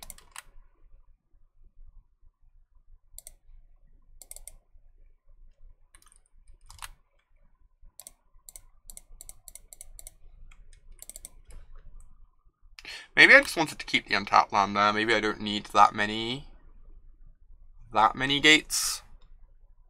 Alright, I think my plan here is suit up a soldier and then play the Peacemaker.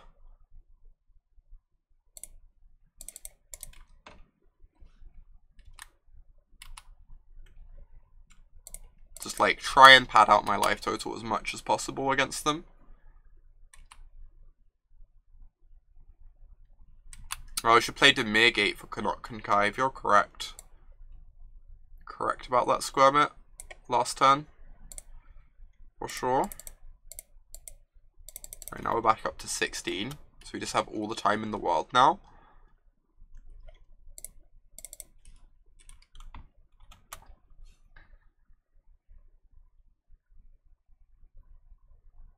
Yeah, I think the game's just going to be out of reach for our opponent now. We're just on too much life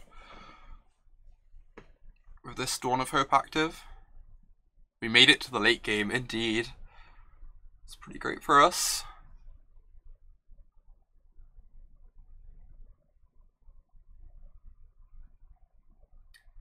Yeah, I think green-white tokens is very good. It needs to find a way to fight sweepers, but the deck is very powerful. Now we can actually start drawing cards as well. Yeah, next time we get to like draw a card and make a token. Just like things are just going to spiral from there really badly.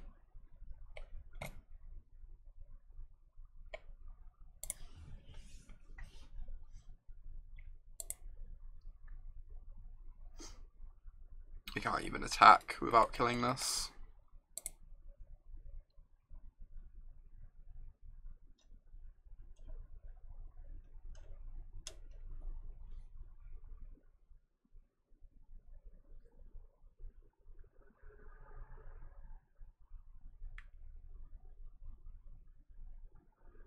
What is this?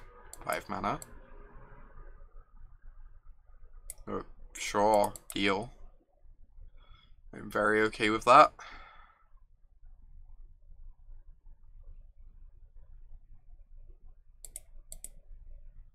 Doesn't even gain us life.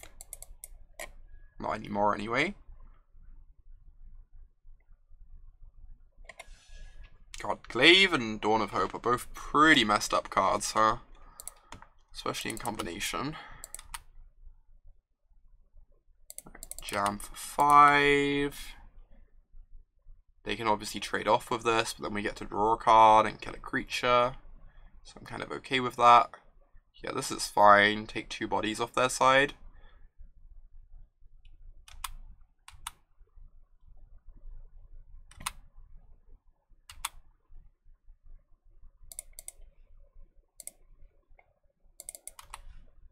Yeah, this is gas, Caius. This is so gas. Next time we get to equip and make a token.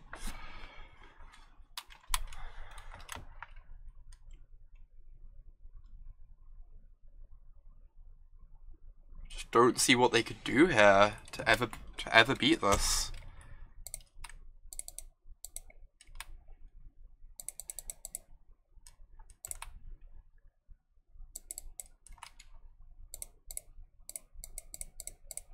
Make a token.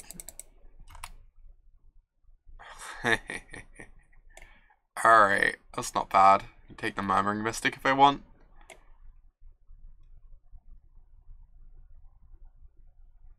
I just want to suit one of these up though.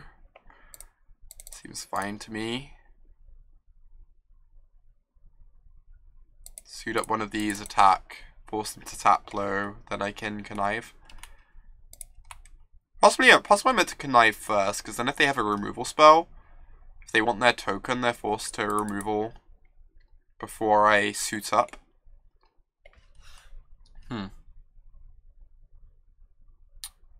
This is maybe a slight misstep. Well, it doesn't matter against takedown anyway. Takedown was going to answer both regardless. Let's just get this off their side so they can't go too wide. You'd rather not play connive into a counter. Yeah, that has a lot of validity. I agree.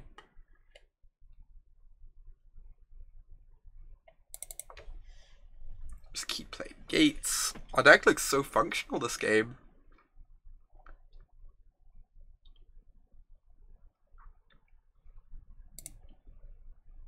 What is this? They had a bounce spell, they should do it in their turn, right? Oh, they're going to tap down a creature of the House Druid? That is fine.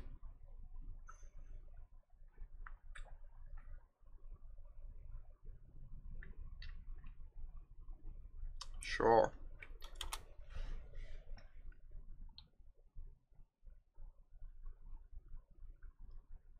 We get to go suit up, cast Hawk, make a token. Use all our mana every turn for the rest of the game.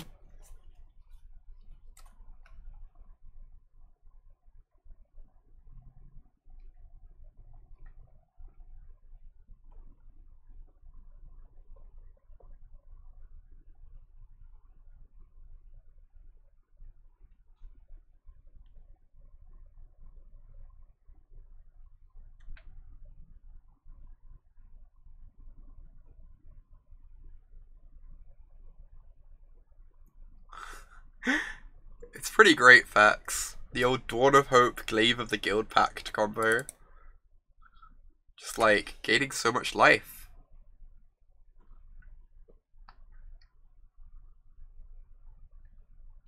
Alright, deal. I kinda just want to make 2 tokens.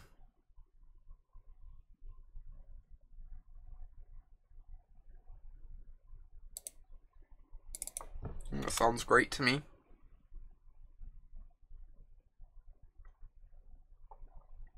And next time we can go 2 tokens plus a Healer's Hawk with our spare mana. Or just draw some cards, or World is our oyster. Honestly.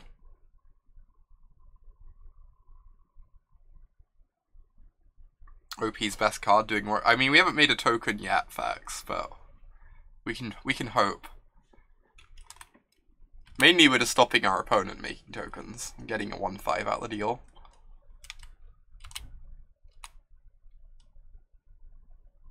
I'm honestly a bit impressed they haven't conceded yet.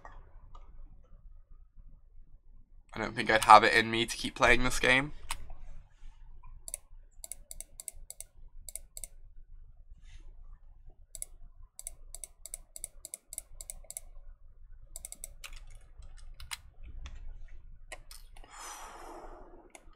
Kinda want to not show them this one, if I'm being honest.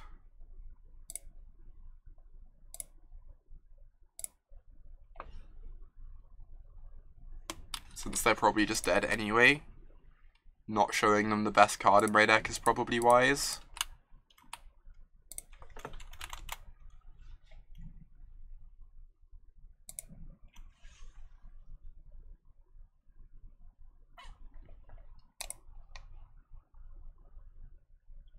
Yeah, make a token, draw a card. I agree, Milkman. Agree completely. I think I'm happy with how we have this set up based on that game. Don't think I saw any reason for a Righteous Blow, did I? Yeah, all their creatures have like big butts, so that doesn't seem great to me. Didn't see many flyers for the canopy. Let's just run this back. Dawn of Hope, more like Dumb of Hope. Oh my god. Oh.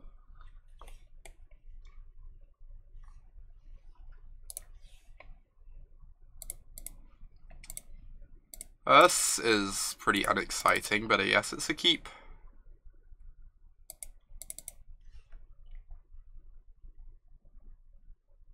It really is, Milkman. It really is. It's very silly.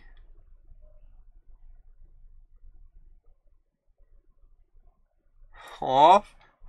That makes me way too happy to hear, Fex. Jeez.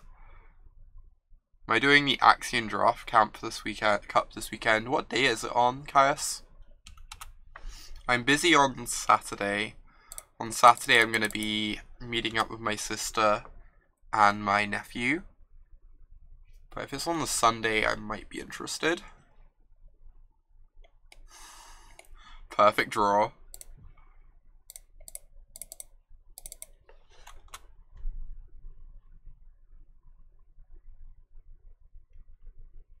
Oh, it's on Saturday. Yeah, meeting up with my sister and nephew is more important, sadly.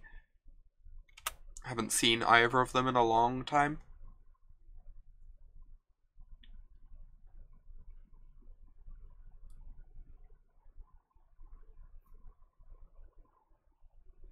Equip free, equipped creature gets vigilance and menace. Jeez, Squirmet, that's quite a rate.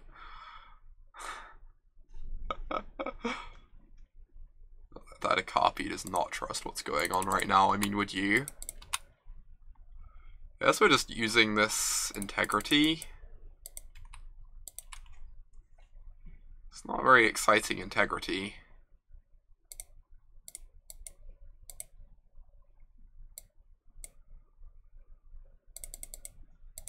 Gets double vigilance. The most vigilant antelope you've ever seen.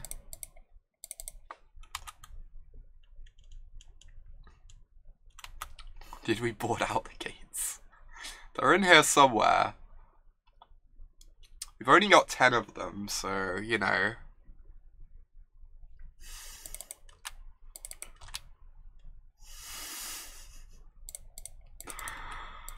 Oh, at least they didn't have a whisper agent.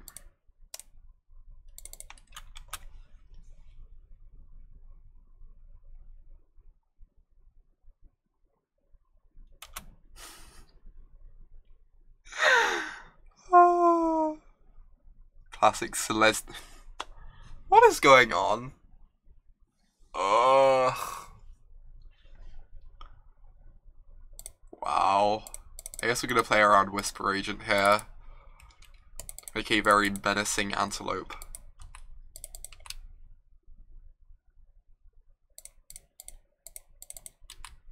This game is very silly, you're not wrong.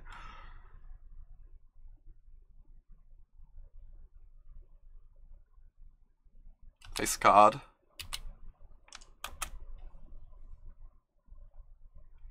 Alright, we need them to brick on lands for a little while. Our hand doesn't do much at the moment. Our board also does not do much at the moment.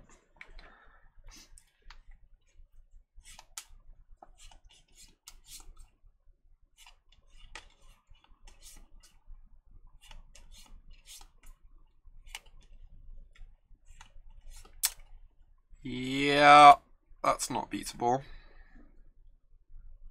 It's not particularly beatable. Holy cow, what is this draw?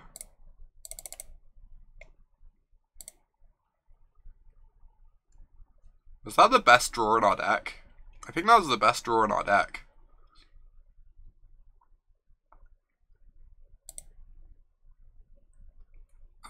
Just 2 Is It Guild Gates? Dimir plus Is It. That's also a possibility. I guess either or is about the same. As long as we have blue mana, we're pretty happy. And we get to swing for 5. With our mighty antelope.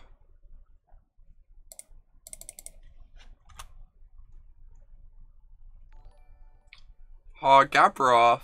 Hey there. Good to see you again. Thank you for the continued support. 3 months in a row, getting access to your shield. Thank you for continuing to be a Knight of Awesome. It means a lot to me, Gabroth. You have got a shield. It's pretty gas. I guess I'm just attacking with my antelope. If they use a removal spell, I can sneak down this guild gate, this guild summit.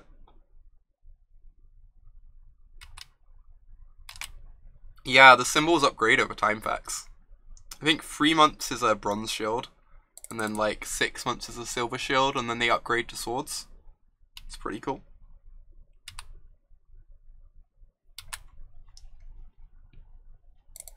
Alright. I just want to get my card advantage in play. More than I want to get this gargoyle in play.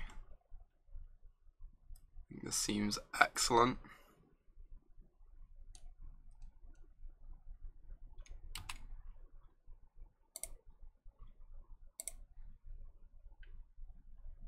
Cool. Am I holding this? Honestly, we're pretty mana hungry at the moment. We have seen a burglar rats from them, I think, though. So maybe this is bad. Hey, Selene. Good to see you. Drawing cards is always better than producing threats. Anyone who tells you otherwise hasn't drawn enough cards in their lifetime.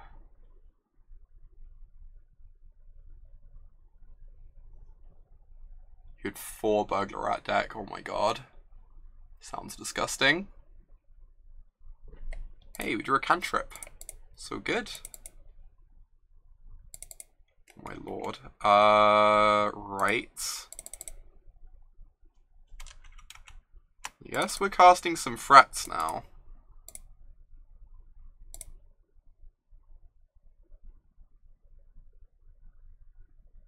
Whoa! Rude. Oh, thanks, Selene. Appreciate it.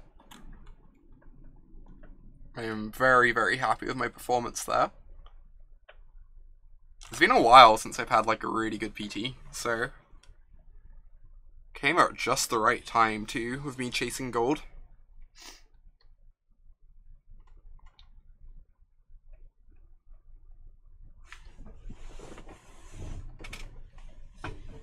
Interesting.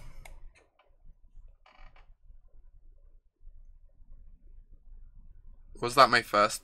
Yeah, my first PT was my really good one. About 4 years ago, 3 years ago. That was the best PT I've had. I guess I just cast all my threats. Then I can start suiting them up next turn, one at a time. Thing is, I kind of don't want to trade off these Hitch Claw Recluses in combat. They also don't attack into the Murmuring Mystic very well at the moment. Archangels of Tithes is Bay. Archangel of Tithes is just like everything. I missed that card. It earned me. It earned me like a lot of money. Why would we cast Threats, Fax? Drawing cards is so much better. Alright, might be bonzing the Blood Operative soon whilst we're at it. Before we get attacking.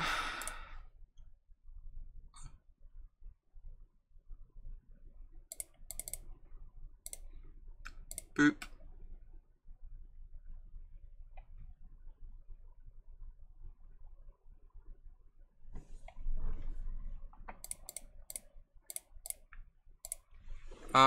Suit up the 4/4.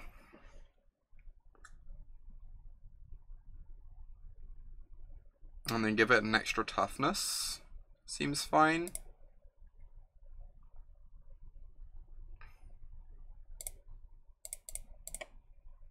Probably gets this Whisper Agent out the way if they don't have a removal spell. If they do have a removal spell, it's like whatever. We're drawing so many cards. We can grind through it all anyway. Yeah, do toughness first in case of Hypothesis. We are now learning exactly that. Good point, Zaros. Good point.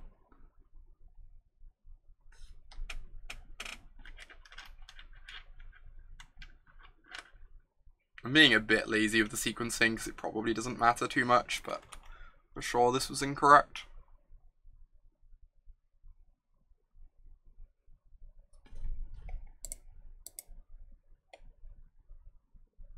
No, I'm not concerned at all, Selene. If you look at the records people had, so a lot of the people who made top 8 at that tournament had really good draft records. It just happened that a lot of the people who were playing Boros did well in Standard, but crushed Draft. Like, if you look at the top performing Standard decks from the PT, it's actually pretty even and balanced. There's, like, as much red-white aggro as, like, green-black as Jeskai and so on and so forth. It just happened that, the people who played red-white in Constructed also had really good limited records. What am I suiting up? Currently get +5. If I suit up this, just trades up a couple birds. Guess I can suit up the Centaur.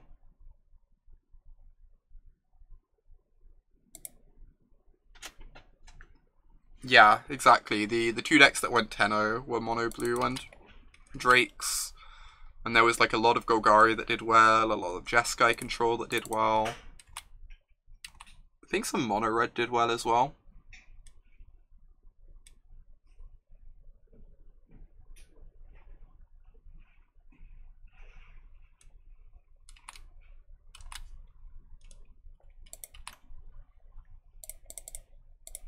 Suit up the Hitch Claw.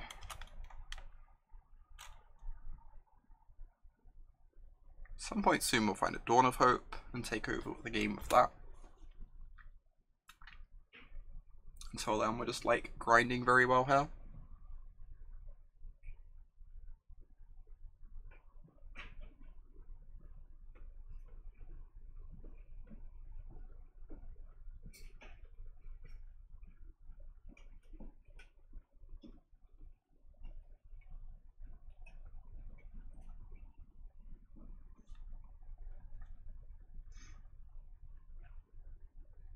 I love how every turn this glaive just gets stronger and stronger.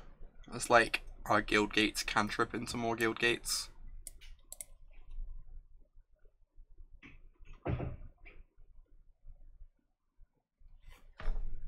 Yeah, for sure, Winterbrew. Chain Whirler seems like a really good card to be playing at the moment. With White Weenie being the deck to beat. Or at least the deck that has like the big target on its head. Oh my god. That's so good. Could actually be in trouble now. Now the Blood Operative's in their grave for them to get back to. It's actually kind of problematic. The moment we kill this, they get Blood Operative back.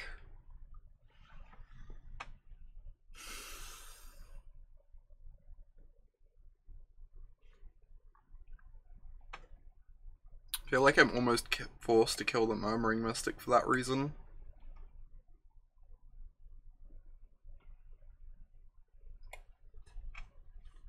I am drawing more cards than them, but I need to find some way to stabilize the board really quickly.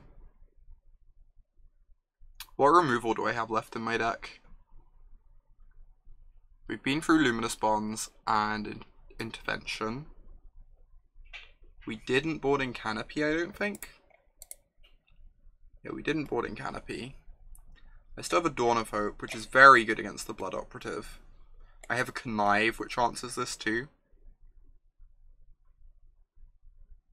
I think I'm actually meant to kill this then. Yeah, we have a bit of time. Agreed. And like Dawn of Hope answers the free one really nicely. Connive answers the Murmuring Mystic.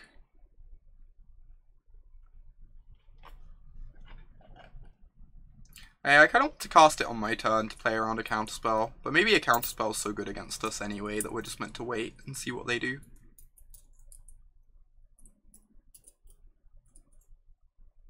Yeah, Connive answers both, for sure. Connive would be an amazing draw.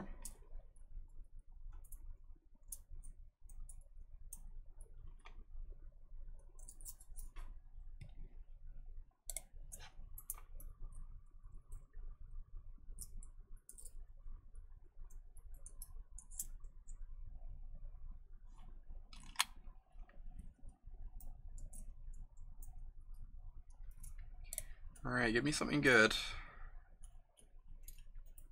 That counts.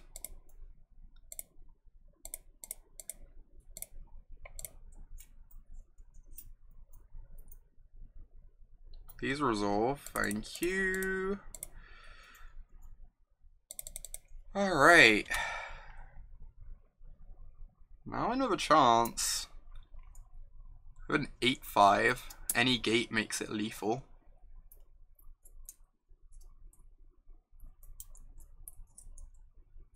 Oh, that's interesting, Crimus. Cannonade swings things that much. Cannonade seems really important at the moment. What formats am I going to play this week? I'm actually going to mix things up a lot. I'm planning on a sealed stream, because I need to practice for the GP. I'm planning on a standard stream, just to try out some of the new decks. And I'm planning on a modern stream, because I'm playing Jund for my team in Liverpool, I believe.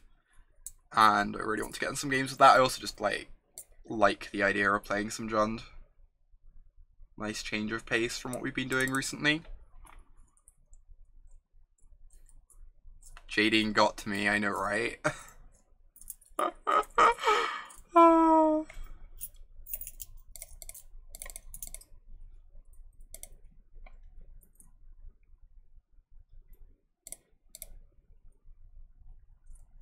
1 week around Jade and suddenly I'm playing Jund.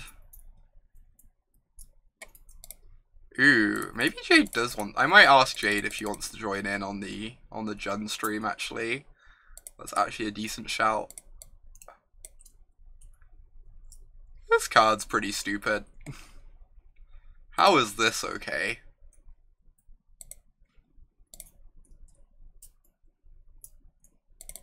All right.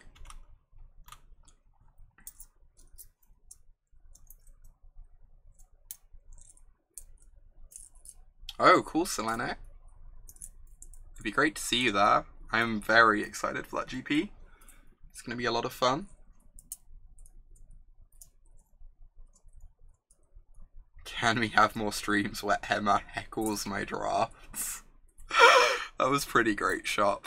I wasn't expecting that at all. I was assuming I'd just be streaming on my own. For those who missed it, whilst I was staying at Emma's place, during the stream I did there, she just like popped in and started mercilessly attacking my drafting. It was kind of amazing.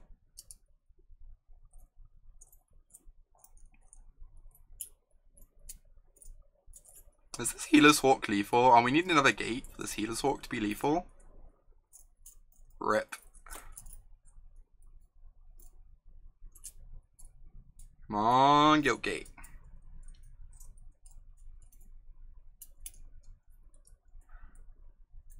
Am I just casting this and looking for the gate? I think we have more gates in our deck.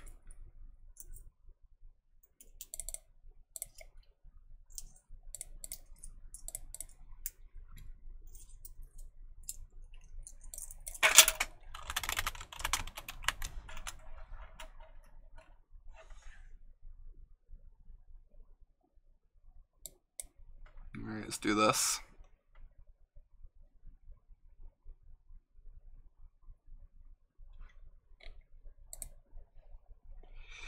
So now, if we crack this, do we have lethal? I don't believe we do.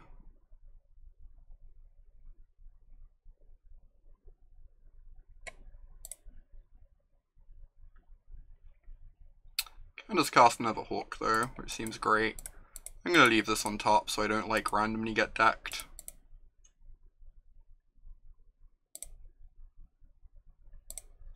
Oh, do I not have enough white mana now? I do, okay.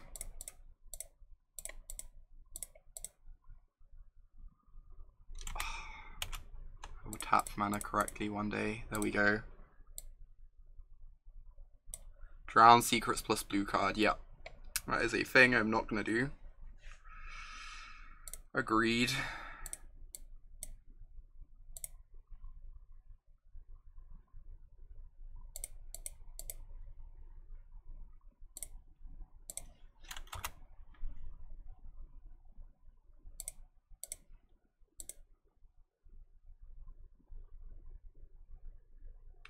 God, I'm so happy we're winning with this deck. This deck is such a delight.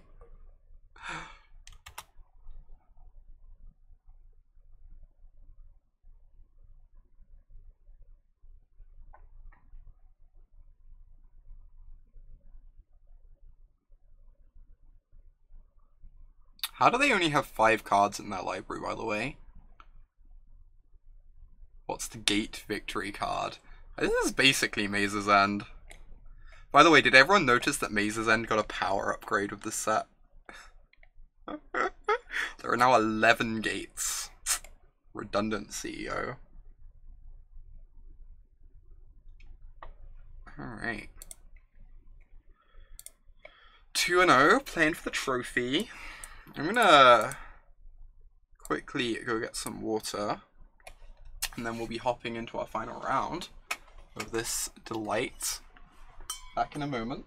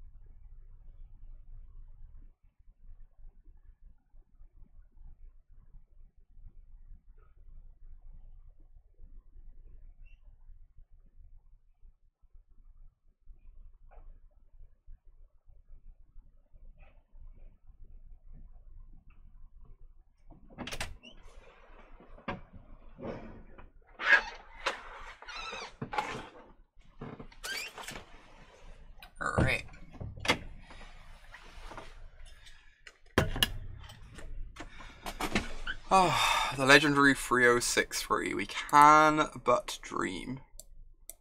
We can but dream. How many Niv Mizzets have we chosen not to pick today? We have turned down exactly 0 Niv Mizzets, which is the correct number of Niv Mizzets to turn down. Oh my gosh, this deck is nice.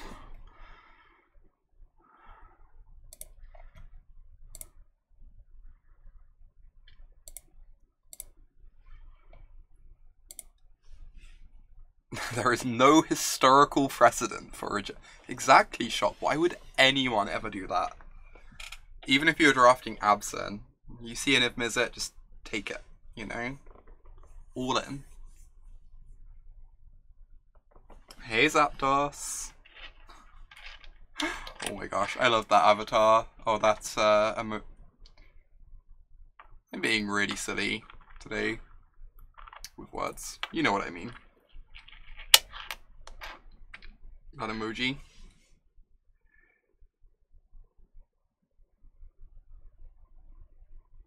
Chat wanted to go to Mir after taking Niv. Oh my gosh. Just assume you're getting... Yeah, exactly. That was such a tilt. Not taking the Niv Mizzet, then like literal over half our games we could have cast Niv Mizzet because of Chromatic Lantern.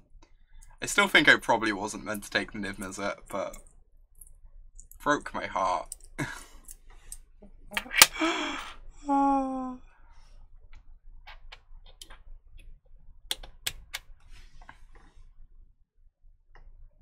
Did everyone see the Magic Pro Tour account tweeted a draft deck from the PT that went 3-0, which I believe was by one of the Mass Drop people, which was 5-color Niv Mizzet, the old Selesnya Guildgate Niv Mizzet deck.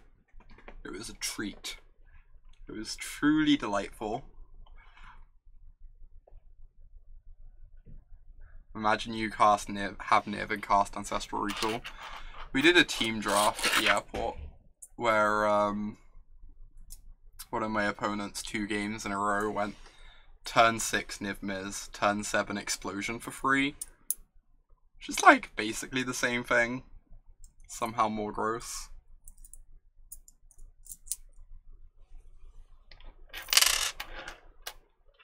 Achieves the impossible of being more gross.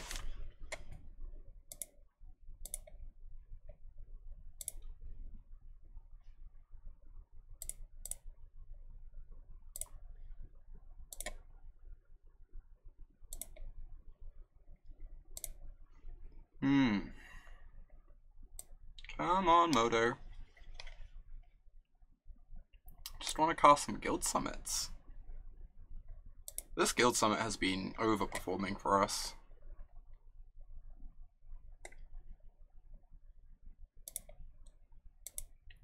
Like, I'm always like a bit unsure quite how good Guild Summit is in these decks. Sometimes it's great and sometimes it isn't, but in this one, like, we've got enough life gain that it just gives you time to take advantage of it.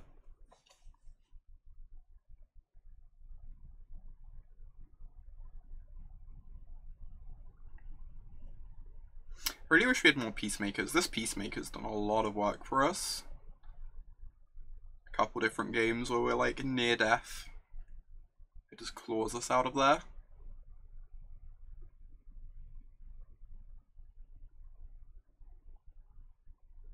I can't remember what we took over the second Peacemaker. This circuitous route has also just been absurd. Like, I was debating not putting it in the deck, and basically all of you were like, no, play the stupid card. It's just been like consistently ridiculous for us.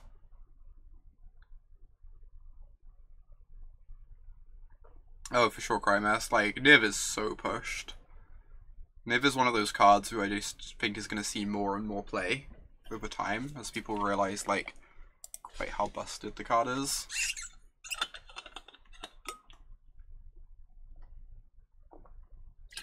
Alright, playing for the trophy.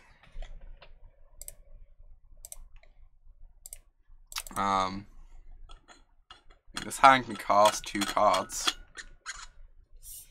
2 whole magic cards. Let's mulligan it. Alright.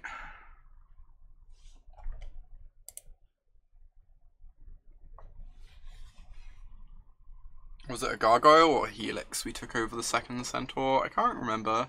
I think it was a Helix, maybe? I'm not 100% sure though. This is like a fine card. Plays good defense. I kinda need to hit my land drops too though. Find my colours for Connive. I think I'm gonna bottom this. I'm like almost tempted to keep it though. I think if I was on the draw I'd keep it since I'd have like more draw steps to draw into lands.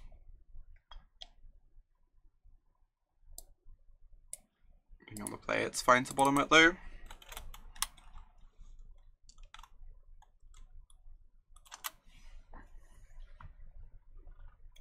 Yeep. Alert. Alert. We've spotted a mountain. This might mean we're dead.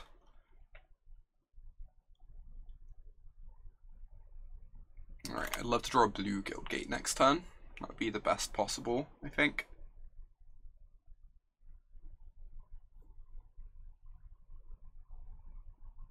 Oh my god, where's our 1/4? Ooh. So good. Next time we go Guild Summit, draw a card, dig towards a land for Connive.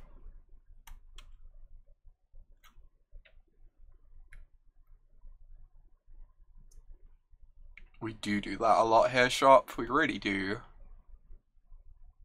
Really do. Pretty sure I'm just snapping off this block if they attack.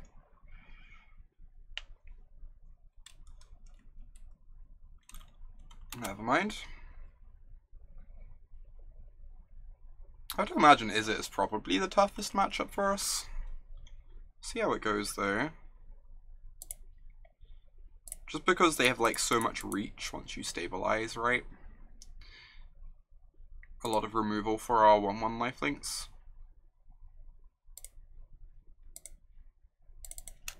That's a nice draw. So ideal draw next turn is a blue Guildgate or black Guildgate, so we can go Guildgate, draw a card, and play Sundew. Set up our Connive.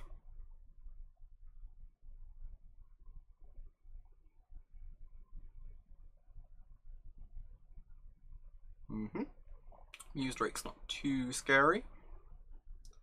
Really just any Guildgate would be great. I just want to hit my land drops for these gargoyles. Oh my god. What is going on? Just like hitting the best possibles.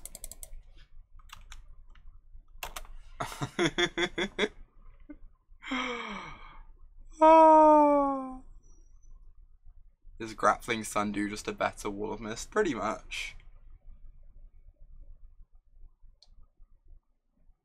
So it's better than a broken card, jeez.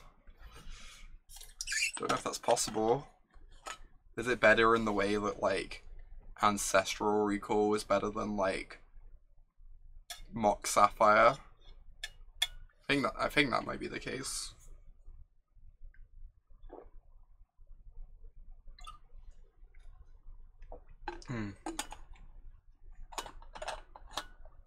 It's better in the sense that it's more balanced and isn't completely broken. Goodbye, Healer's Hawk, you will be missed.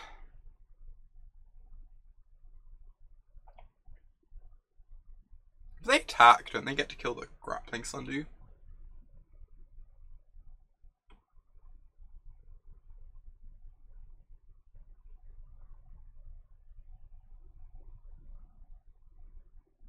Opponent figured it out.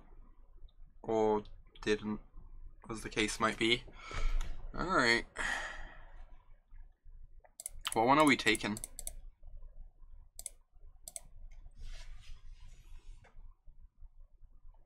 The Ornery Goblin we have the Righteous Blow for. I'm kind of tempted to take the Muse Drake and start attacking with my Healer's Hawk, honestly. Sounds kind of nice. I know it's drawn them a card, so it doesn't really feel like value, but this is a pump spell. Oh, wow. That's so absurd. That's the best invert I've ever seen in my life. Jeez. That is very easily the best invert I've ever seen.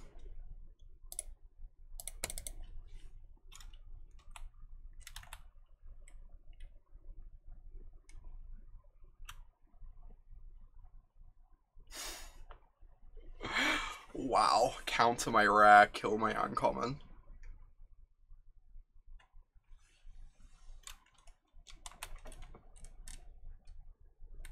Alright, that makes Glaive a worse draw, the fact we did that trade, but they had a direct current in the yard to kill it anyway. So I think it's a fine attack.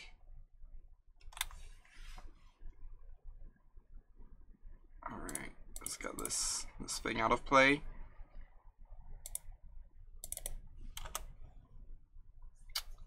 Draw a land. Basically any land is good here. Guildgate's cantrip. Normal lands let us slam a gargoyle and play.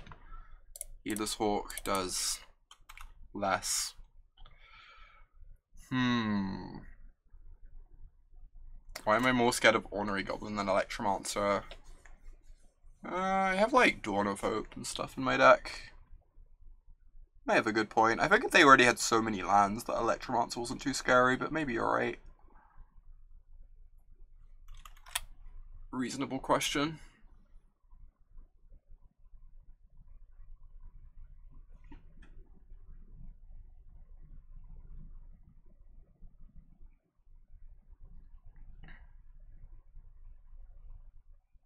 So they're gonna direct current the Hawk. Sure. Yep. Give me a spell, please. Alright, we could just get run over here. We're gonna go down to 7 now. If they have a Sonic Assault, we're basically dead. I've actually never seen someone cast Invert before. I've seen a couple Invents from like really clunky decks, but I don't think I've ever seen Invert cast before then. Which is kind of surprising, but card is definitely good in the aggro decks with Mesmerist and such.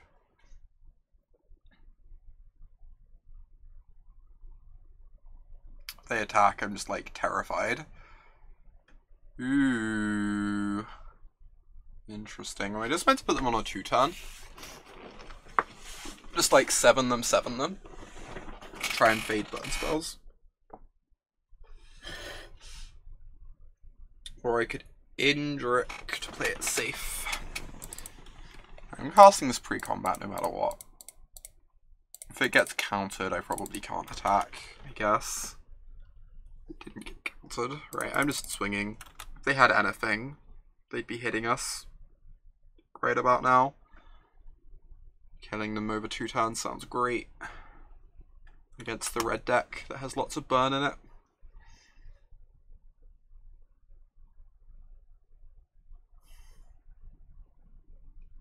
Need to fade some stuff here.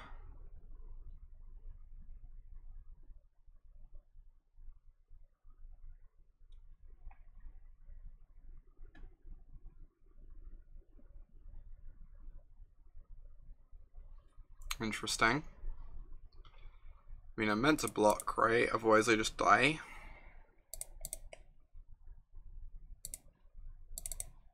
Thanks, Aptos.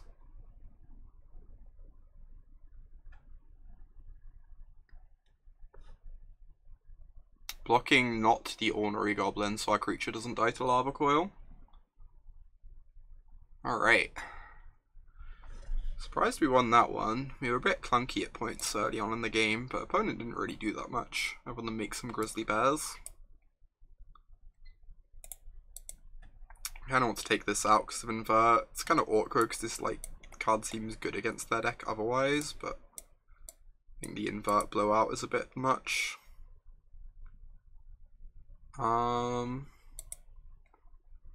Didn't see many targets for Canopy. I guess we're just running it like this. until we see more of that deck.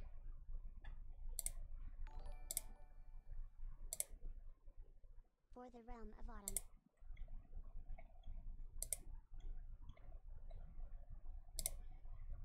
autumn. Blue Danube, the Realm of Autumn. Thank you so much. The 2-month resub, it means a lot to me. 2 months of being a Knight of Autumn. Thank you so much, Blue Danube. Means a lot. Everyone put some hearts in chat for Blue.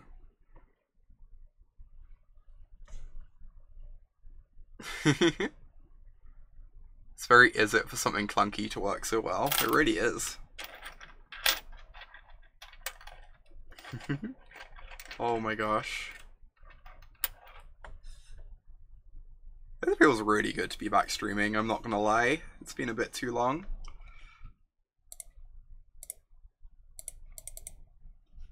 Big part of the reason why I didn't decide to like stay out there longer. I wanted to get back to doing this.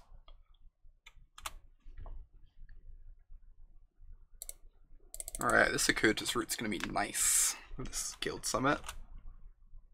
Yeah, we won game 1 for the first time in our lives, Milkman. It's pretty good news for us. I don't often win game 1s.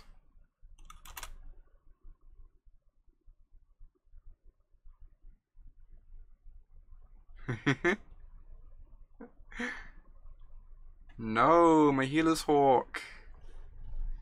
Alright, I want to cast this next turn, so I'm just going to get down another Guild Gate here.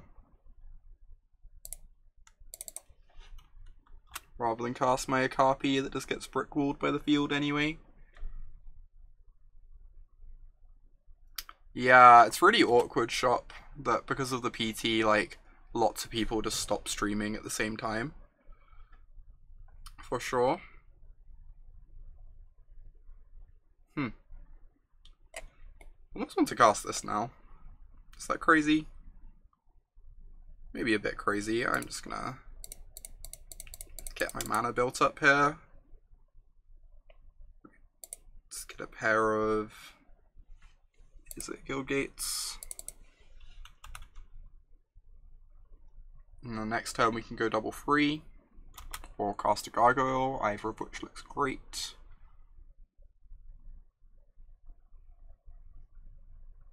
Should be getting Dimir for Concoct. That's a reasonable point. I figured I had this Guild Summit in hand, which might mean I want to cast like 2 blue things in the same turn, but I guess that's not actually how things work. Because like, the turn you cast Guild Summit's the only thing you cast. Because you're tapping all your guild gates at that time. So you're probably right about that.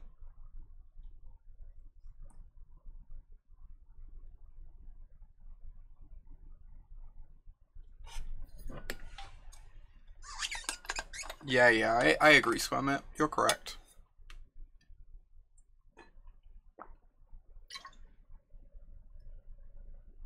No comment. Shop, no comment.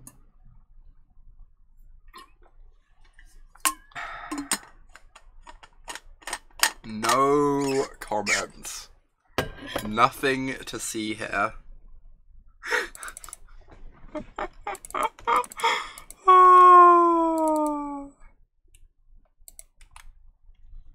The judge call situation with Steve Locke on Golgari.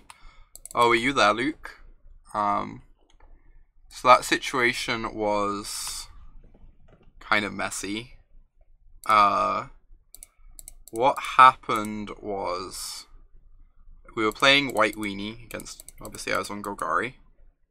It was game 1. We were about almost half an hour in. Game 1 went super long. And interesting. So game 1 went super long. Towards the very end of the game, I realize that I'm dead in the air next turn from his creatures. So I'm like, I attack with all my creatures, other than like these 3 that I'm holding back. So I turn like 8 creatures sideways. And he goes to he lines up blocks that he's considering making. And the blocks he lines up would leave him exactly dead to my attackers. And so he lines up the blocks, sits there and thinks a moment, and then says, okay, so with these blocks, I'm taking 9, and then off these creatures, and then I'm gaining some life off these creatures. And he says it in, those aren't like his exact words, it was a few days ago, but he says it in such a way as if like the blocks had already been made and he was taking damage and working out what the damage would be. And I'm like, well, no, there's these 2 other unblocked creatures you missed that are also dealing 6 extra damage to you. Holy cow, quasi-duplicate. Is our opponent in this game now? That's kind of scary. So they can direct current. They could attack their 3/4 and direct current the H-Claw Recluse, maybe. We could actually be in trouble here. We're gonna see. We'll see how this pans out. What's the other card they got? They got an Inescapable Blaze. Jesus. Right.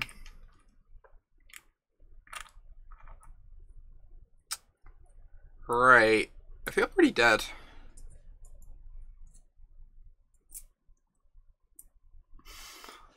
Don't know how we possibly get out of this. That invent is doing work. So there's 6 damage through unblocked. And we call a judge over. And what am I doing here? I have to draw to Luminous Bonds, I guess. Probably just have to try and draw at Luminous Bonds.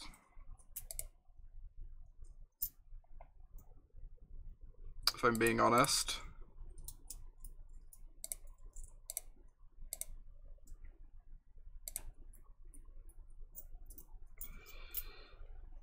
Glaive also helps. Oh. Glaive would kind of help. And the judge, like, basically we have like a 15 or 20 minute judge call, which results in him like taking the damage from the attack because, you know, he didn't block my creatures and had talked about it as if he'd already blocked them. It was very awkward and weird.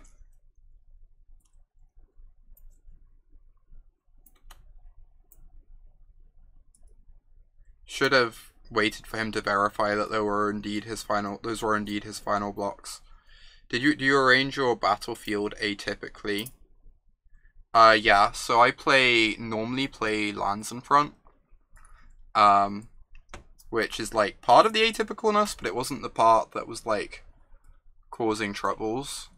The thing that he complained about was that whenever I was attacking, whenever I was attacking on previous turns, I was attacking with like 2 creatures, right? Or 3 creatures out of like my 10 creatures.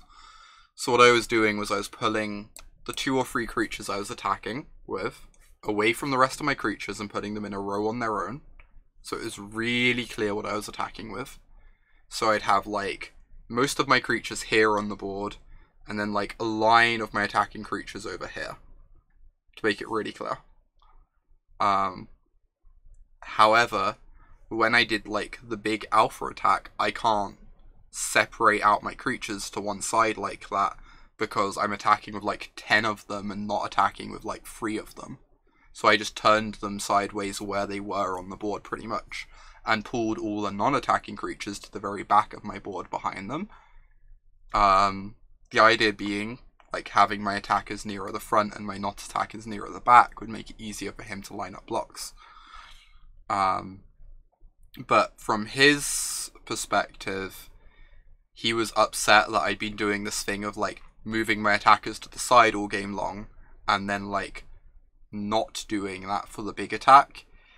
He claimed something to the judge along the lines of like I'd almost been training him to only focus on that portion of the battlefield during combat, which I find a bit of a weird claim because absolutely wasn't doing that. I was just trying to make things like clear. But thank you, David, appreciate it.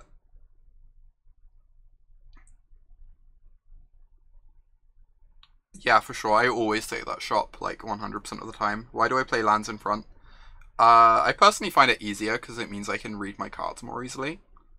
It's also better for making I think lands in front is better from the perspective of one of like the biggest cheats people try and do is like sneaking extra lands in play. And if your lands are up front, it's like very clear you can't do anything like that.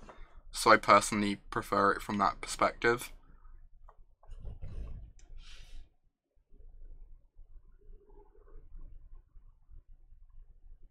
I kind of want the second Rosemane Centaur, almost. I guess we'll just run it like this, though. I'm a bit worried about the Warrior copy being bad against the 0-4. I feel like we have to draw some sort of life gain against our opponent at some point in the game to be inept, but we'll see. Lands in front means showing off pretty lands. Sadly, I don't own many pretty lands. I would like to at some point. If I have a good finish at the Mox next year, I might buy some. Definitely on the play. Their deck is quite fast. Ooh, this hand is nice. Hawk into Recluse into Frenzy. Get some life gain going, and then Frenzy can try and take over the game.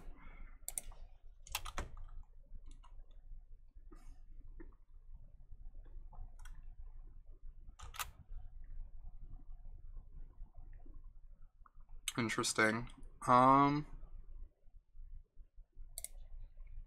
many points? It was actually 20th Gabroth. I put the wrong number on Twitter, but I get 11 pro points, which is like a whole ton. It's like so many pro points. I'm very happy about it. Interesting. This is a bit awkward. I guess I'm just gonna play a Guild Gate.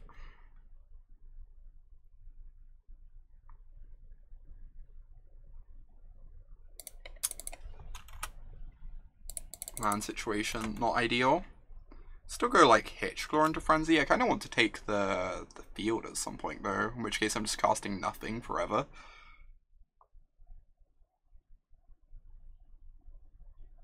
Dimir first. I mean, we never need black either, really. How many do I need for gold? I need 20. I need 37 points. I'm currently on 33. I'm going to lose 4 points in December, but I'm also going to gain a minimum 4 points from the WMC and PT. So I basically need 4 points by 4 points by late March. Ideally, that would be the dream. I'd really like to use this before casting my Frenzy. I think I'm just going to put this in play. Also, like, hitting our land drops before playing Frenzy is kind of nice, because it means we have, like, 6 drops in our deck that we want to be able to cast once Frenzy's in play. This is pretty good for us.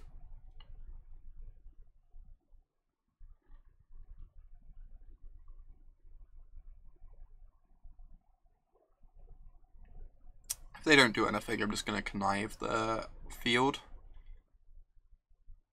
If they play a Flyer, I'll happily connive at those, so my Hawk can keep pecking away. Rubble Belt 4. Oh, and it's not good against Electrostatic Field. I happily steal this.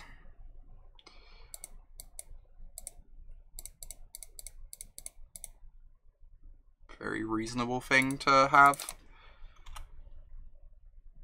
And like if they're inverting this, they're not inventing. So yeah, concoct is your yard only, Caius. I believe that is the case. Yep.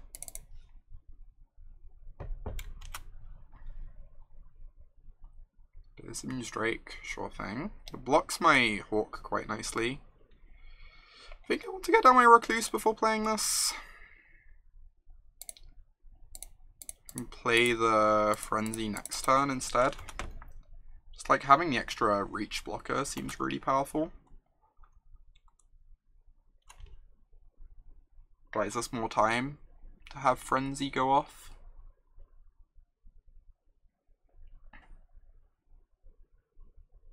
What deck did I take to the PT? I took black-green midrange, which was pretty good. I was happy with how it went for me. Very pleased with my list. There'll be an article up on SCG tomorrow about the list I played.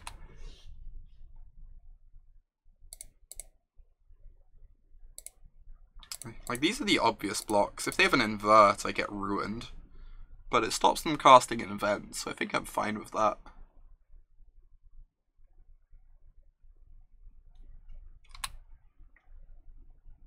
Most likely they just have a direct current.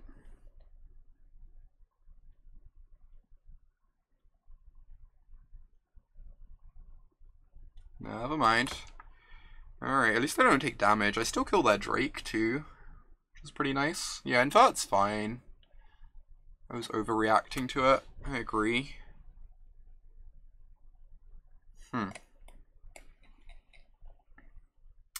Don't know whether I meant to play lands beforehand.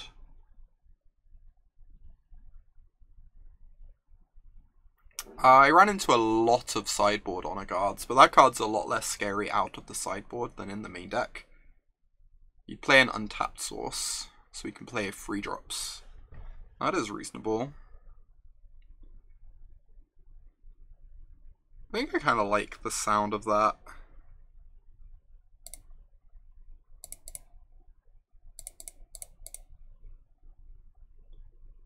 Do it this way. Nice! Oh my god, Squirmit's so smart. Squirmit's just like the actual smartest.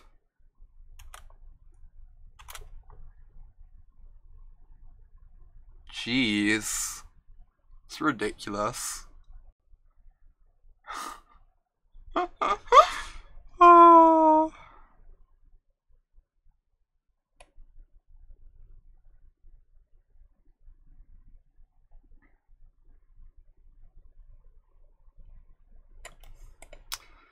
Alright. This one's a bit awkward with the frenzy, but we have a gargoyle on top. So I guess we're not casting anything else this turn anyway, so we might as well draw cards when we crack the frenzy. Oh my god. Interesting. So I attack with my Hawk and +2/+2. Or I can use this on defense.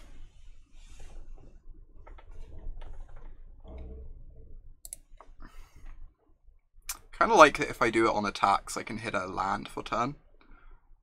I really want more mana.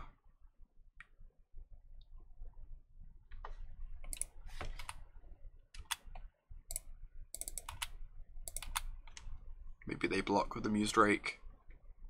No, so rude. Opponent seeing through our clever ruse.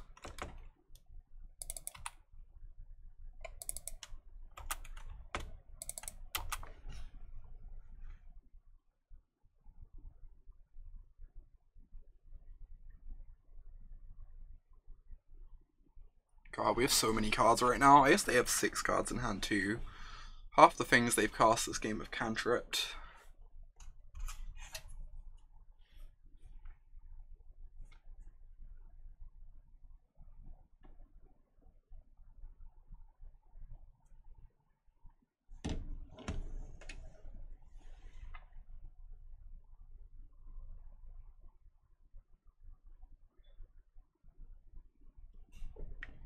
We have 20 cards in hand, literal 20 cards.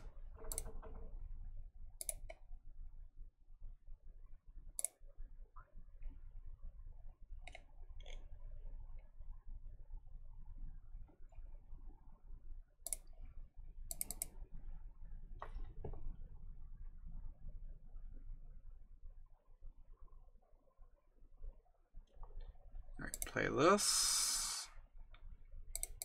Card. Oh, do we have to crack the frenzy now? Start developing our board, or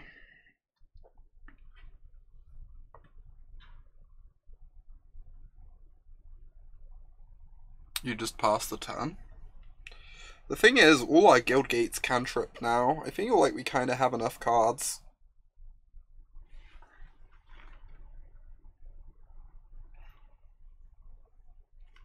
I think I just want to crack this with all my cantrips in hand.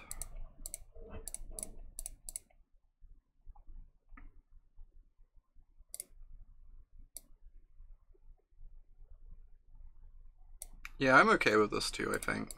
Do we want to cast the glaive or keep it secret? If they have a direct current, they just like end up direct currenting down both our hawks, but they probably do that anyway. So I guess I'm casting this.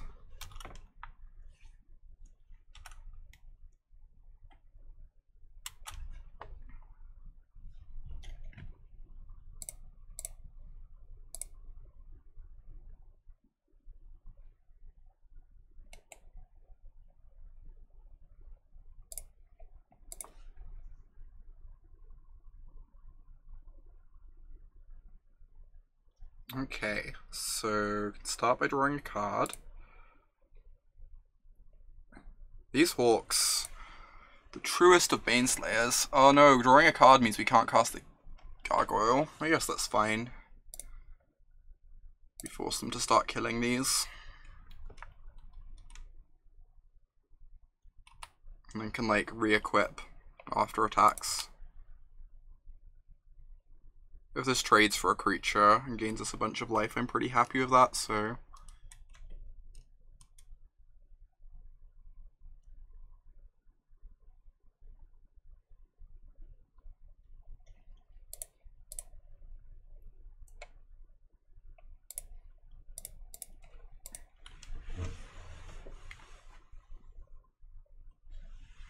Sure, deal. I think they don't have a direct current in hand. I get that distinct suspicion.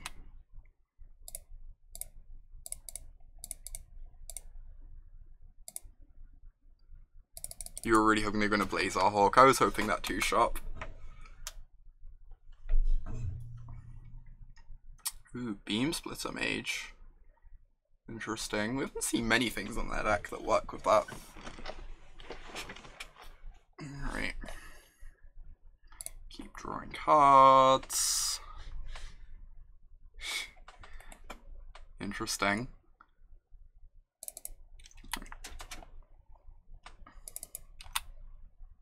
They have to kill every creature we play for the entire game.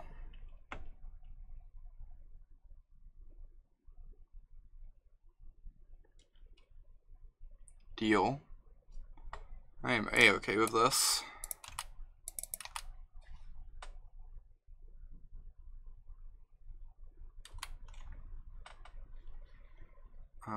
Play my Indrik. Healer's Hawk is the best card in the format. It's certainly up there. It is most definitely up there. Is this a counter? I haven't seen any counters from that deck yet. Alright. That is fine.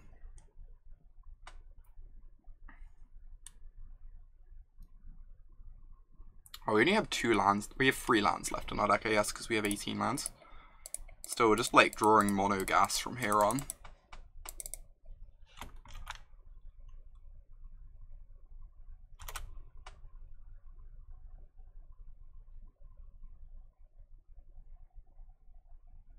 We're going to draw a Dawn of Hope at some point too.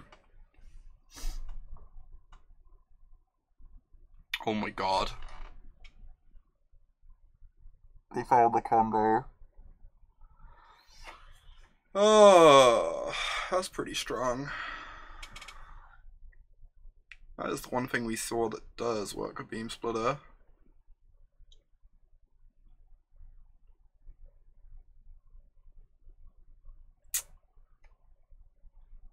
Interesting. I guess I'm taking this. If they try and double block with Beam Splitters, whatever, I can blow them out with the Righteous Blow. 4, 5, 6, 7, 8, 9, 10.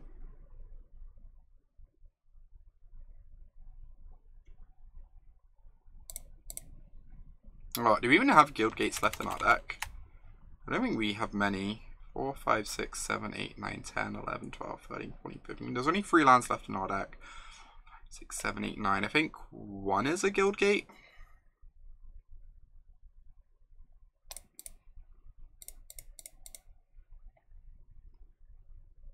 Yeah, there's 1 left. You're correct.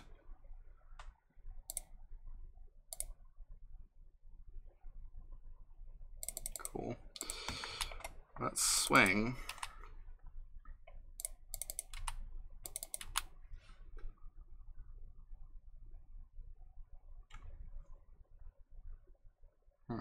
Don't get to blow them out. It's unfortunate. Still eat through a chunk of their board though. And get to play this big old fella. I remembered how this works.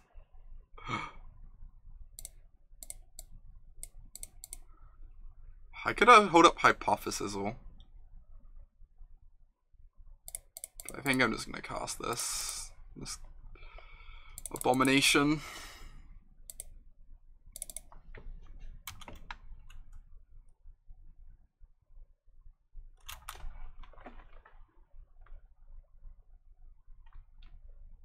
Six mana 12/12. Go.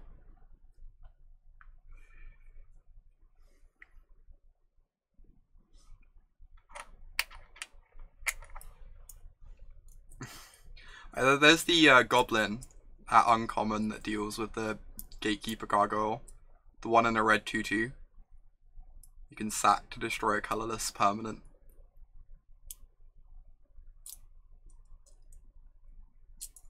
They can also just triple block it at the moment. Does eat through most of their board though.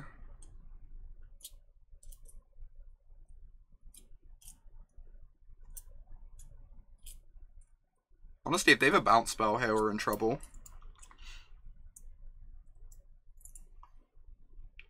Oh wow, this is second quasi-duplicate, you're right. Jeez. That's,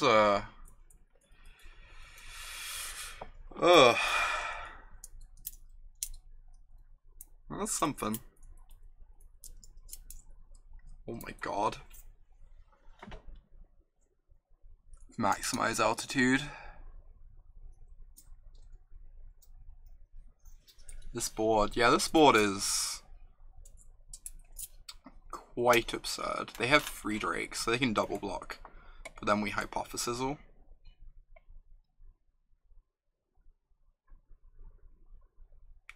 Don't know if I meant to draw a card or not.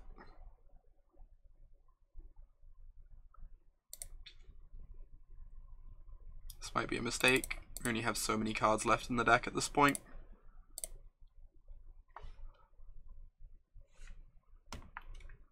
So they're not going to triple block, because then they lose all 3 drakes, which seems really bad for them. I guess I messed up here. Playing this means I can't gargoyle plus hypothesis all in the same turn.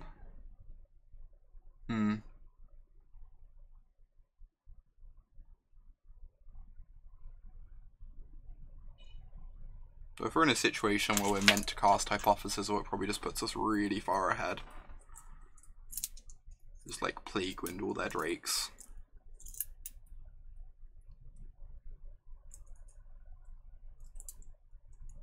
Or 2 of them anyway. Leave them with the 1. You can then like copy it twice, but plows through a lot of their board. I am very okay with this deal. I will take the 3 for 1. Now they don't have a drake to copy either.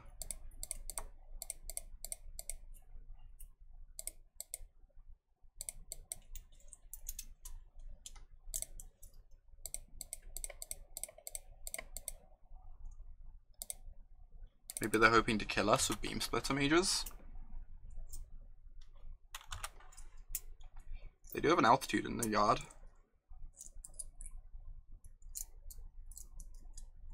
Sick. The second 12+ power flyer gets there. That was a sick trophy. That was nice. Oh my god. Alright. Thank you everyone for watching. I'm actually going to be off in a moment. I have to finish my article. Just like, I need to read Jade's article, make sure our content isn't overlapping too much. No, they don't loop infinitely, Sloppy, that would be disgusting. Oh, this is the wrong one. This isn't my draft deck. No, go away. View your previous deck. Okay, this was a masterpiece. I might post this one on Twitter. I'm pretty proud of this one. Alright, anyway, thank you everyone for watching.